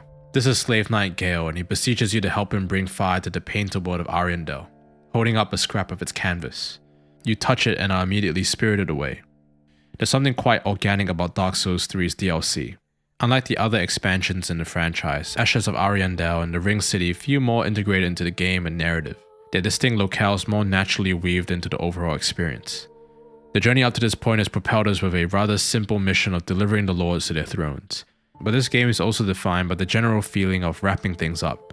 Unlike the time-warping nature of Artorias of the Abyss or the secretive investigations in the Old Hunters, the trip to the Painted World is steeped in a clear purpose to wipe the slate clean, more in line with the sudden and climactic adventure to gather the Lost Crowns in DS2. It also thrives off its familiarity here to the Painted World of Ariamis in DS1, an area that existed as part of the base game but always felt like DLC to me, secreted away in Anor Londo. So although Ashes of Ariandel starts off with the same trope as other Miyazaki DLCs, with you sucked in and teleported against your will to a foreign land, the painting of Ariandel feels like a natural extension of the Ashen One's journey to tie up loose ends. Waking up in the cold, frigid environment is a shock to the system, and you're welcomed by a forlorn just behind you, who suggests that you find yourself a comfy spot and kick back as the rot consumes this painted world. This opening section is rather underwhelming, with most of it spent navigating this large snowfield while being hounded by wolves. There is a lot of running here, and a lot of enemies that aggro and stay on you. This fucking tower as well is particularly sadistic and terrible, with the big Millwood knights who barely fit in here causing you to panic road to your death. And then you spawn back at the start and have to sprint your way back here again. I hate to say it, but this first area kind of feels like frigid outskirts too, though at least in that Blizzard hellscape I had my 3 friends by my side, trudging our way through the snowstorm. Here it's just me, my 2 legs, and a relentless house of wolves, trying not to get torn to shreds by my lonesome. You notice that I also have on the Nameless King's armor. This is one of my favorite sets in the entire game, and the top heavy bulk creates this intimidating silhouette, your face half wrapped by fabric and the tattered cloth hanging off you like you've seen endless war. It's also a nice bonus that it gives good poise as well. Wearing his armor makes me feel like I'm carrying on the Nameless King's mission, donning his garb and becoming some type of quiet protector. All that to say, this shit looks tough as hell. Reaching the dilapidated Corvian settlement, the old man here explains the painting's situation quite starkly. The rot has set in, and it seems that the Painted World's residents want it to burn. That many have even agreed to it, the old Corvian says. But Sister Frida refuses this act and hides away the flame from Father Ariandel as well. Frida herself sits stoically in the chapel, guarded by her loyal knight Sir Vilhelm. She attempts to dissuade you from taking any action here, arguing that as the Lord of Hollows, you have your own subjects to guide. Reflecting on the old Corvian's pleas and the desolate state of this icy, decaying world, I'm reminded of a quote from Han Kang's novel Human Acts. At the time, death seemed as though it would be something refreshing, like slipping on that clean, new uniform. If life was the summer that just gone by, if life was a body sullied with sweat and bloody pus, clotted seconds that refused to pass, if life was a mouthful of sour bean sprouts that only served to intensify the hunger pangs, then perhaps death would be like a clean brushstroke, erasing all such things in a single sweep. The misery and desperation on display here is clear, and not at all different from what we see outside the painting. There is a deep yearning for release. Further in the level, after crossing through a dense snowy forest, we descend down to the same tower that we fought Priscilla in the Painted World of Ariamis, a fragment of that original painting preserved in this one. We also fight the Grave Tender and his Great Wolf further below, but let's just gloss over that one. The pair are basically the living failures to Frida's Lady Maria anyway. Sister Frida, previously Alfreda, is herself unkindled ash, older sister to Yuria and the original leader of the Sable Church of Londo, once known for her martial prowess. But it seems upon her revival, she has decided to come here and weasel her way into becoming the Mother of the Forlorn. The exact why is lost in us, only that Yuria describes her sister as abandoning their mission to save Londo. Frida has instead sworn to protect the painting's residents, becoming a gentle and maternal figure here, hiding away from the entropy outside their walls. Yet a rot has festered here too. We see it throughout the painting, with the sickly Corvians lying half dead, the disgusting pit of flies multiplying in its depths. The only thing that can be done now is to burn it all away, just as the old Corvian requests. We meet a young girl here, known as the Painter, imprisoned by Frida and Wilhelm. Perhaps a new painting can be created, perhaps not. But just like the world outside, even this once gentle haven has reached the end of its natural existence. Frida refuses this fate, however, whether out of mercy or fear of fire, or to preserve her newfound home and her accumulated power. Despite her numerous warnings to you, she must now rise up to meet your challenge as you unlock the secret passage and approach the desiccated Father Ariandel. Ariandel stares obsessively into the Lord Vessel, making sure that the fire does not spark. But your presence in the Painted World threatens this stasis, as ash seeketh embers, and when the ashes are too, the flame alighteth. His desperate cries to Frida to stomp out that flickering fire are answered, as she appears, scythe in hand. Sister Frida is a beautiful boss fight, and it feels like a spiritual sequel to Lady Maria. Her first phase is straightforward enough, as she stalks you across the arena, utilizing her frost magic sparingly as if testing your mettle, relying mostly on long-reaching attacks with a scythe. The second phase is where the real fight begins, as Ariandel breaks free from his restraints and begins charging wildly around the arena. The giant Corvian applies pressure by smashing down with his bowl, tossing fire around, as Frida dances around the battlefield. I focus her down, try my best to evade the rampaging Ariandel. The atmosphere of this fight is frantic, desperate.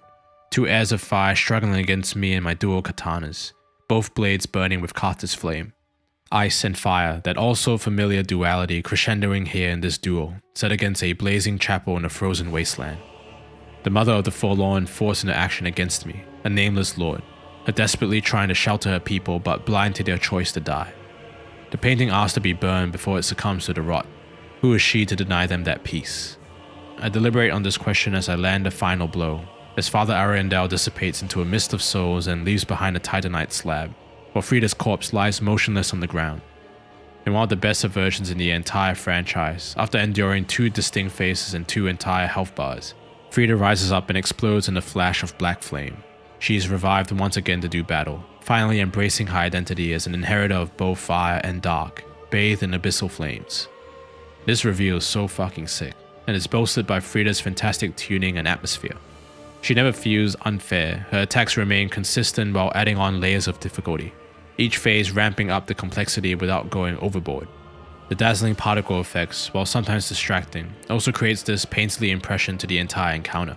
2 figures dancing across a canvas of white and blue and red and black. This final one-on-one against Frida is tonally perfect and a genuine challenge, lacking in the expected bullshit and wild unpredictability. Though technically similar to Lady Maria with her 3 stages, the segmenting of this fight into 3 discrete health bars is what really makes it stand out, visually and mechanically communicating her prowess. It takes true concentration to maintain your composure in this battle of attrition and overcome the odds set against you, creating an aura to this boss that is simply unmatched. With Frida bested, the painting is set alight, and the old Corvian thanks us by gifting us a Titanite slab. The real reward from this mission, however, is Frida's Great Scythe, the biggest aura farming weapon in the game, and what I've been looking forward to in this entire run. I returned to the soulless corpse of Rosaria to respec into a Dex int build to utilize this awesome weapon, before touching the preserved body of crossbreed Priscilla, original matron of the Painted World, and traveling to the Dreg Heap. Welcome to the end of the world. This vista of the Dreg Heap, with all the kingdoms and lands literally melding into each other, is fulfillment of the promise of Dark Souls 3, that there is no way to reverse this collapse. This must be what it's like to be a god, the old lady says, overlooking the wreckage of time and space folding upon itself. Carrying on Frida's burden to provide a home for the forlorn and the Nameless King's rejection of war, we make our way through this ruinous precipice in search of a way to the Ring City. But not before grabbing the other weapon for our new build, the Aquamarine Dagger. A small blade that flickers into a fucking lightsaber with its weapon art and equips you with an entirely new moveset. With this magical dagger and the scythe, we have embraced the cold, sorcerous nature of Sullivan and Frida, the inversion of flame. I put on Lorian's armor for a bit to look like a Sith Lord, and it helps that just like the scythe, holding down the dagger's weapon art makes you slow walk menacingly. The angels soaring in the skies above are quite a stunning sight, seemingly the evolved form of the pilgrim butterflies and reminiscent of the moonlight butterfly in DS1. But though they are visually cool, floating elegantly above the battlefield, the way they pepper you with lasers from afar is definitively not a fun area mechanic.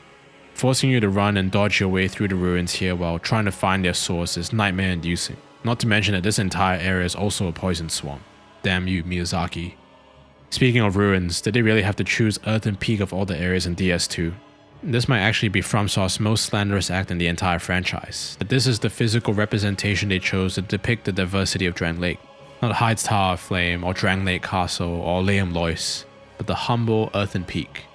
Of course, this simple, crumbling architecture does fit the vibe of the Dreg Heap, of nothing and everything collapsing together.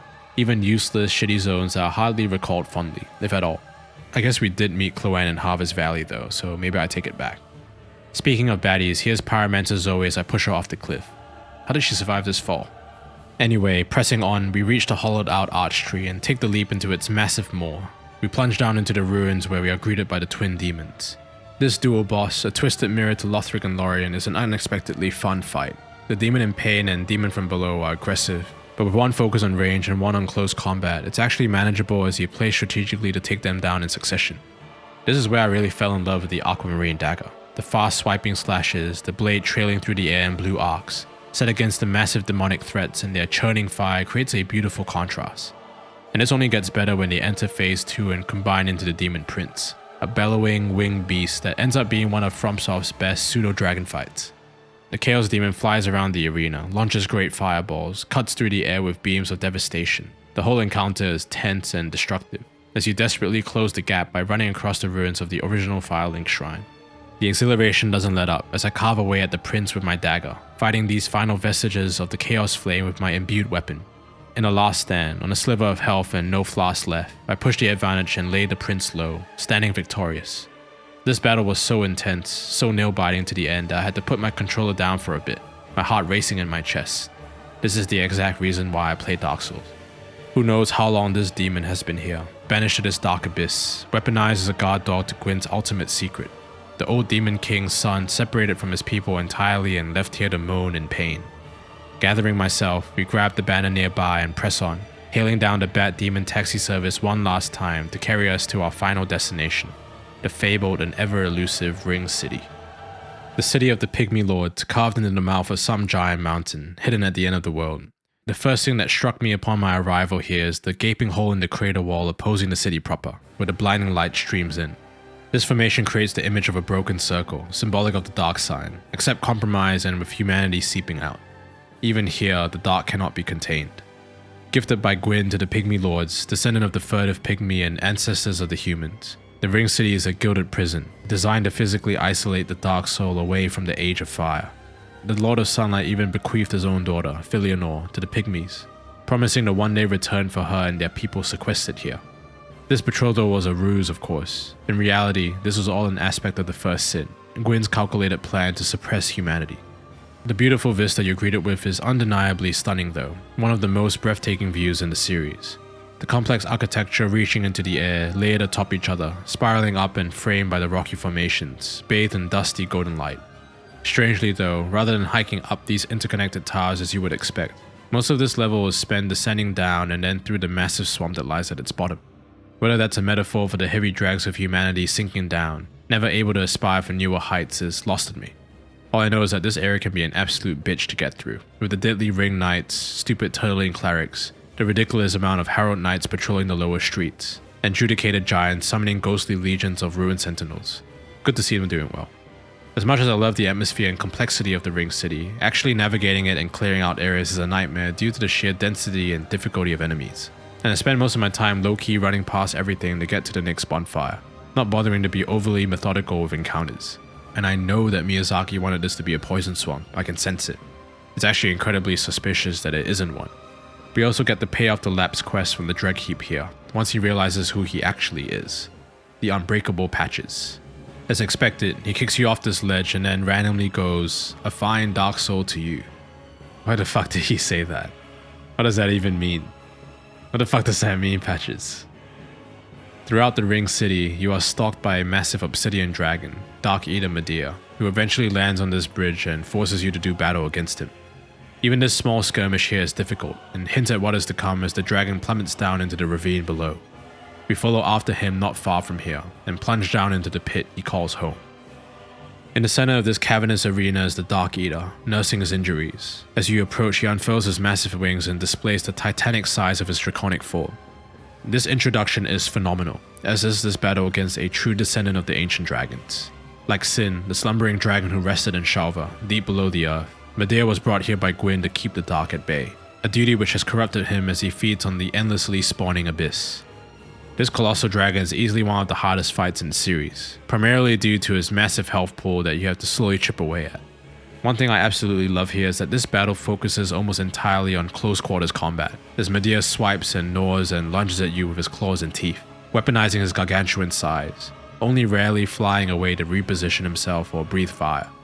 You can only do big damage when attacking his draconic snout, forcing you to face the danger front on, staring down the jaws of the beast and counter-attacking as he launches onslaught after onslaught, throwing his entire weight behind every attack. He is relentless, and learning his moveset becomes essential for victory in this drawn-out battle of attrition. The jaw-dropping visual of Midir spewing fire and then concentrating it into a black beam that slices across the arena is absolute insanity. It's a set piece almost inconceivable up to this point in the series, and a testament to the spectacle Dark Souls is known for. After many attempts on this boss, I caved and used a bit of Pestilent Mist Cheese since I was running an in-build anyway, which helped chunk away at his health more consistently while I stayed glued to his head. The Aquamarine dagger still put in the work though, flicking around in my hand as Midir unleashes a raging storm of humanity. With no flask left and one hit away from death, I managed to land the killing blow, putting an end to my favorite eater right here. Heart racing and palms sweaty, I'm reminded again of how peak this game is, delivering one of the most epic fights in all of gaming. Even now, this battle against the dark-infused Midir still measures up to his contemporaries in Elden Ring, with the lightning of Placidusax and the fiery Baal. The Darkeater confidently builds upon the momentum set up by the Nameless King, the Twin Princes, Sister Frida, and the Demon Prince, truly locking down this run of fantastic bosses. How lucky we are to be alive to experience these games. And then it's immediately followed up by the best boss of the game, Half-Light Spear of the Church. Nah, I'm just joshing. We don't really need to talk about Half-Light. I summon Unbreakable Patches for a dramatic effect, just two bros at the end of the world, but he gets destroyed. So I wreck Half-Light and his annoying knife-spamming assistant with Frida's Great Scythe. I was playing offline, so I didn't get to experience the PvP summoning mechanic, but maybe that was for the better. If not, I might have been hard stuck here forever by some sweat. A fine dark soul to you too, Half-Light. Climbing these stairs to Filinor's Rest, we finally come face to face with the sleeping goddess, cradling the egg close, its shell cracked and revealing a crystalline dark within. From her weeping eyes, we can see that her proximity to this abyss has corrupted her, holding what seems to be a large part of the dark soul. Not for long though, as we touch the egg and shatter the illusion. Just like Guinevere and Anor Londo, the world around us warps into its true form. Filianor is a desiccated corpse, and the world outside is a wasteland of sand, just like what was shown to us in the opening cutscene of the game. Whether we have been flung into the far future of this is the true nature of the Ring City is unknown, but we press on regardless into the endless dunes. To the right, we find the arrogant Shira, Knight of Philinor and Daughter of Seeth, who proceeds to stunlock me with a lightning arrow. Good to know the last living thing out here is a piece of shit. Fuck you, Shira. To the left, we find this single ring knight, a lone warrior wandering the sands. I'm sure that he too has some cryptic lore, and I feel bad engaging this stoic guy, but I'll take every Titanite slab I can get. Moving down towards the scent-swept ruins of the Pygmy Lord's thrones, we are greeted with this cutscene.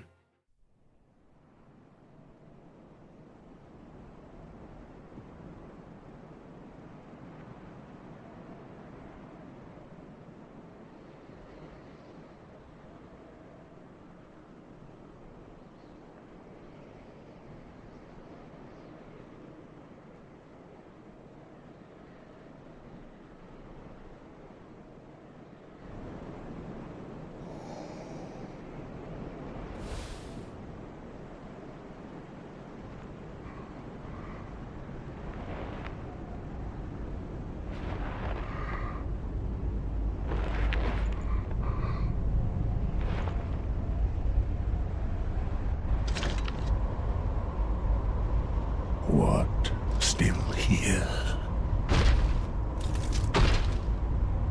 Hand it over, that thing, your dark soul. For my lady's painting.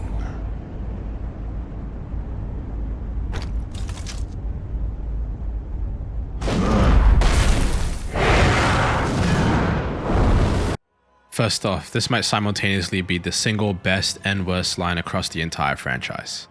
Of course, it makes sense in the universe to say it, but having this climactic clash begin with these words feels so over the top and corny in the best way possible. It's simply too difficult to look past the meta-ness of saying Dark Soul in such a grave, threatening tone that it slides effortlessly into absurdist perfection. It might just be the most memorable line in the series. It helps too that John Dark Soul himself absolutely lives up to the weight of expectation, and it's easily the most narratively loaded fight in the entire franchise, a beautiful culmination of everything that the original trilogy stands for. Last time we saw him in the flesh, Slave Knight Gael was a small, feeble man, kneeling pathetically by the cleansing chapel altar, just beginning his search for the pigment for his lady's painting. Now he has grown into a lumbering beast, having forged on relentlessly towards the literal curtain call of the universe. Here he is, at the far frontier of creation itself, a man on his own quest, parallel to our own, who has endured for God knows how long to get here, devoted entirely to his purpose to consume the Dark Soul. Unlike you, having just magically warped here, it seems that Gael has been on his journey for a long, long time. The massacre of the Pygmy Lords and the vicious feeding with Interrupt demonstrates how he has become the purest inheritor of Dark, the living embodiment of the Dark Soul itself, outliving and outlasting everything. He is brimming with strength, twisted beyond recognition, his red hood obscuring what must be a terrible countenance underneath. But there can only be one true Dark Lord, and it's not gonna be Gael. The first phase of this fight is brutal. Gael lunges around like a beast unbound, swinging his sword in large arcs and punishing you with ultra-fast attacks. The aggression is hard to deal with, and his moves are rapid, unpredictable, and often hard to position around. It also feels like my attacks barely do any damage here, causing this phase to go on forever. Unsurprisingly, I die a lot, and face the most trouble with this initial stage. Bringing him down to 2/3 of his health triggers his second phase, where the dark bursts out of him, trailing behind him like a ghastly cape. He stands upright, no longer a beast, striding towards you with an intimidating resolve. It is a clear tonal and mechanical shift, as if the Slave Knight has discovered some inner solidity, ready to wage war against you properly. Fueled by the dregs of humanity, he swings at you with explosive strikes, peppers you with crossbow bolts, and hunts you down the arena. The seat of power here devastated and reduced to sand. His third phase is where the challenge is pushed to its limit, as lightning strikes down and Gael's attacks are empowered further, ghostly scowls exploding from his body as his slashes are extended with the miasmic power of Dark. As is the Dark Souls 3 way, the on-screen effects can be blinding, but Gael's moveset remains readable, if not annoying in their unexpected range and delayed nature. The way he throws on this white soapstone and summons himself to land this blow with instant transmission is fucking insanity. This fight is an erratic but solid loop, though this last phase always gets me, and it becomes a constant battle of preserving enough flaws through each stage. I keep getting him low, but I can't finish him off. Again and again, I'm sent back to the start to suffer through that abominable first phase, often getting wrecked there and then before even entering a second stage. Or if not, I get too greedy in this third phase, misreading the timing and getting punished with no flask to spare, ending me in that final push. I spent 2 hours throwing myself against Gael, growing increasingly frustrated, patience wearing thin. This is easily the hardest fight in this game, and I'm tired, boss. I'm tired, Dark Souls 3. One last attempt, I thought, before I put the controller down and try again tomorrow. Aquamarine dagger in hand, I slice him up, reacting almost instinctively to his attacks at this point. Okay, good. Enough flask for the second part. I keep pushing, I keep choking. It's not looking great. But then I lock in, I enter flow state. I play cautiously, attacking in the small openings between his onslaught. And finally, on my last stand, one hit from death with no flask left, I beat Gael, my heart pounding in my chest. The sense of accomplishment here is unrivaled, and like with every great boss in the franchise, Slave Knight Gael brings everything together and confidently presents himself as the ultimate showdown of the trilogy, one of the most significant Sad Knight bosses in all of gaming. You don't get any special cutscene after this, but you are granted the blood of the Dark Soul, the dried up concentrated form that has festered and grown within Gael, and it's then you realize that you were his insurance this whole time. The Slave Knight carved his way through the Dreg Heap, leaving behind phantoms to show you the way. He knew his mission to the Ring City would be a one-way trip, and that he would likely go hollow in the process. But with you besting him here, his lady's painting is saved. Heading back to Frida's chapel, you can speak with the painter, sitting in front of a large canvas, the base layer of a new landscape just forming. She speaks of her uncle Gael, sent out to retrieve her pigment, wondering aloud when he might return. We know he won't. That noble warrior we clashed with at the end of the world, laid to rest in that barren wasteland. But we have fulfilled his mission. Ultimately, you must choose whether or not to give the blood of the Dark Soul to the girl. This decision empowers her to create a new world, to paint a cold and gentle place that many in time will seek refuge in, a home for the forlorn and the forsaken. It is in your hands to make this happen, to show mercy. In fact, this painted world will be named after you, immortalizing your decision for as long as the canvas holds. And with this choice, you have secured some semblance of a future for the less fortunate, as you march onward to that final bonfire to decide the fate of the world.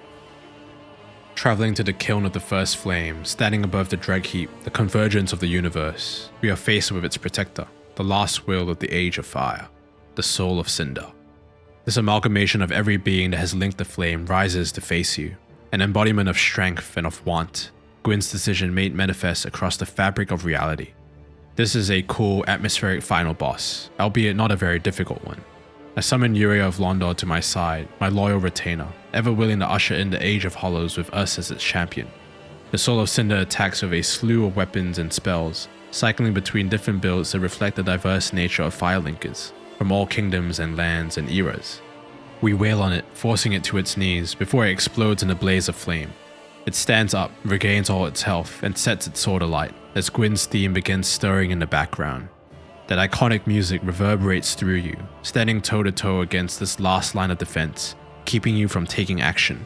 The narrative full circle of the entire trilogy. What the Lord of Light started will be ended by our hands here, at the end of everything.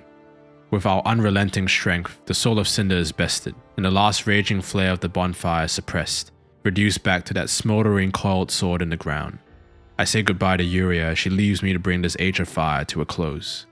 The previous games in the trilogy have all presented you with a similar dilemma at the end of the game, to link the fire or walk away.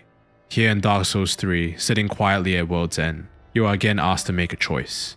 Linking the flame is hardly a consideration, and if you do, there is no eruption of light, just a tiny flicker of fire.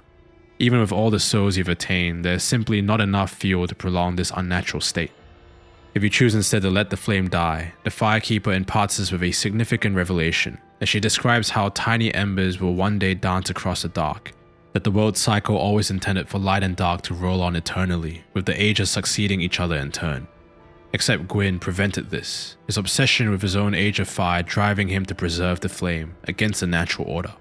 This is the first sin, the caging of humanity and their undying dark soul with primordial fire, an act designed to prolong Gwyn's rule and leading to the spread of the undead curse.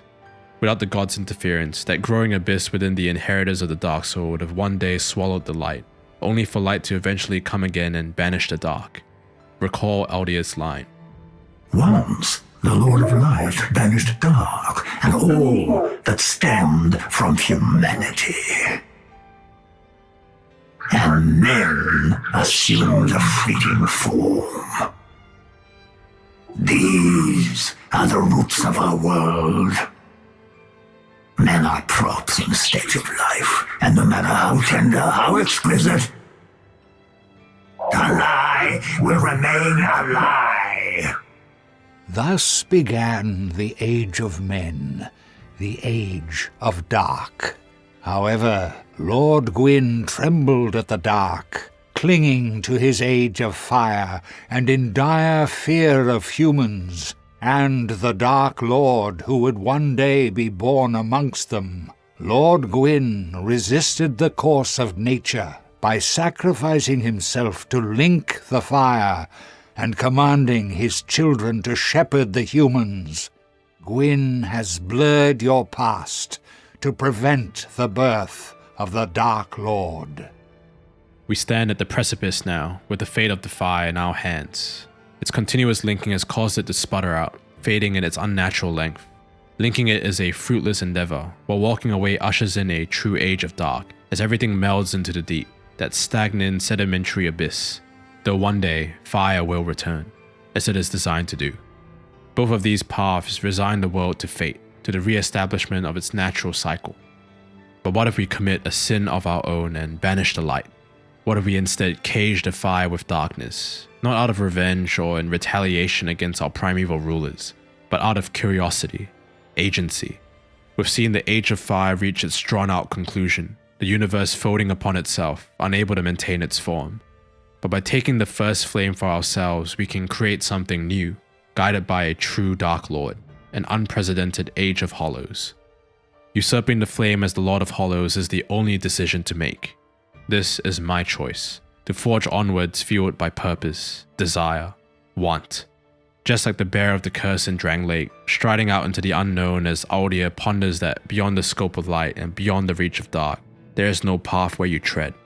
I intend to do the same here. Gwyn made a choice to die when he linked the first flame.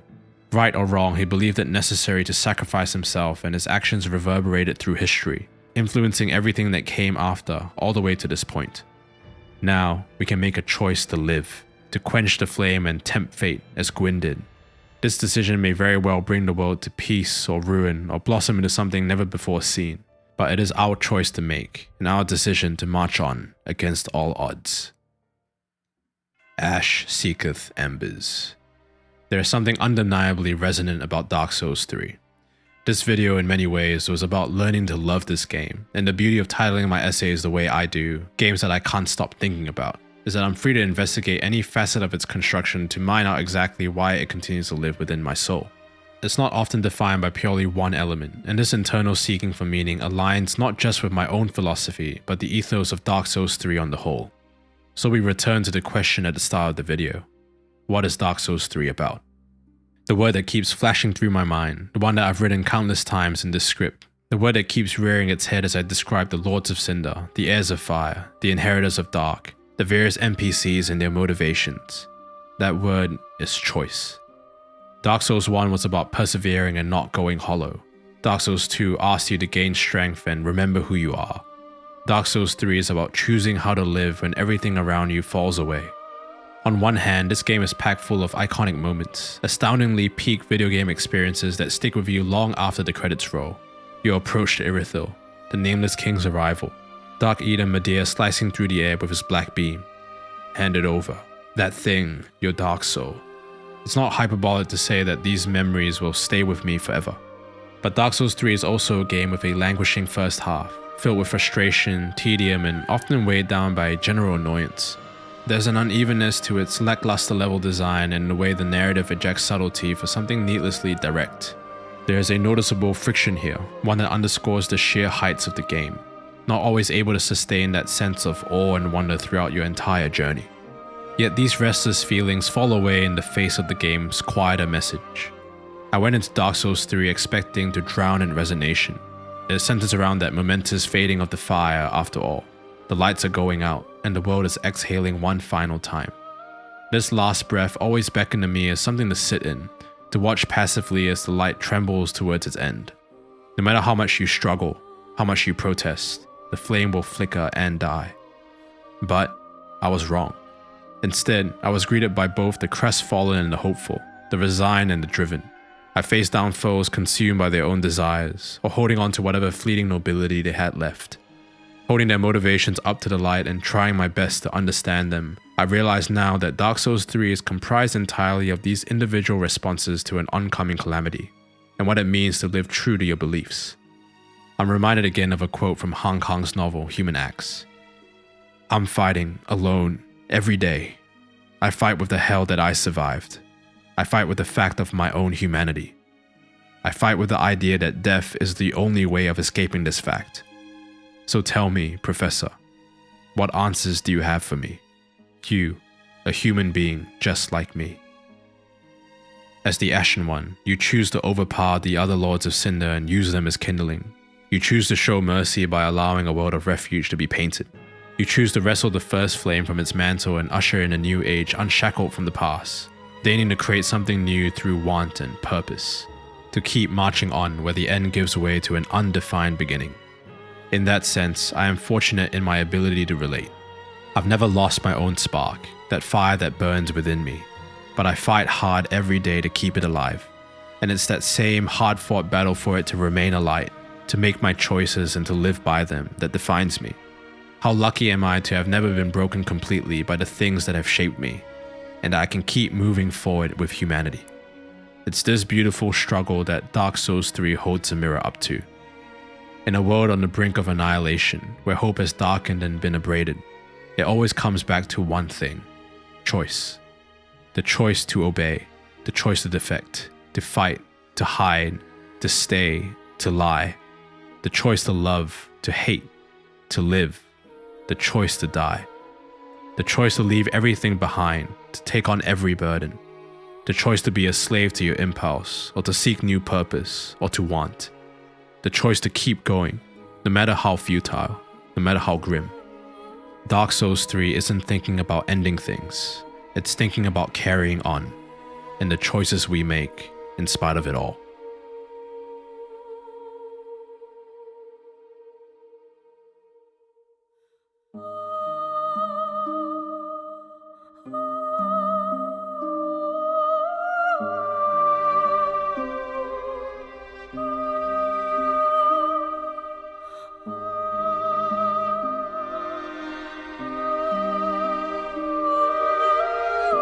Thanks for getting to the end of the video.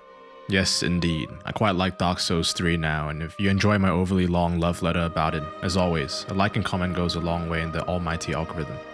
Massive shout out to my patrons, King Jaden, Gen AI Art Should Constitute Jail Time, Nicholas Chow, Rice J11, and Knee Lost. Thanks for all the support so far. If you dig the type of content I make here and want to support me further, check me out on Patreon. I'll link it in the description and it'll be at the end of my video. Not too sure what I'm gonna work on next, but I'll make sure it's another banger just for you guys. Thanks for watching and see you in the next one.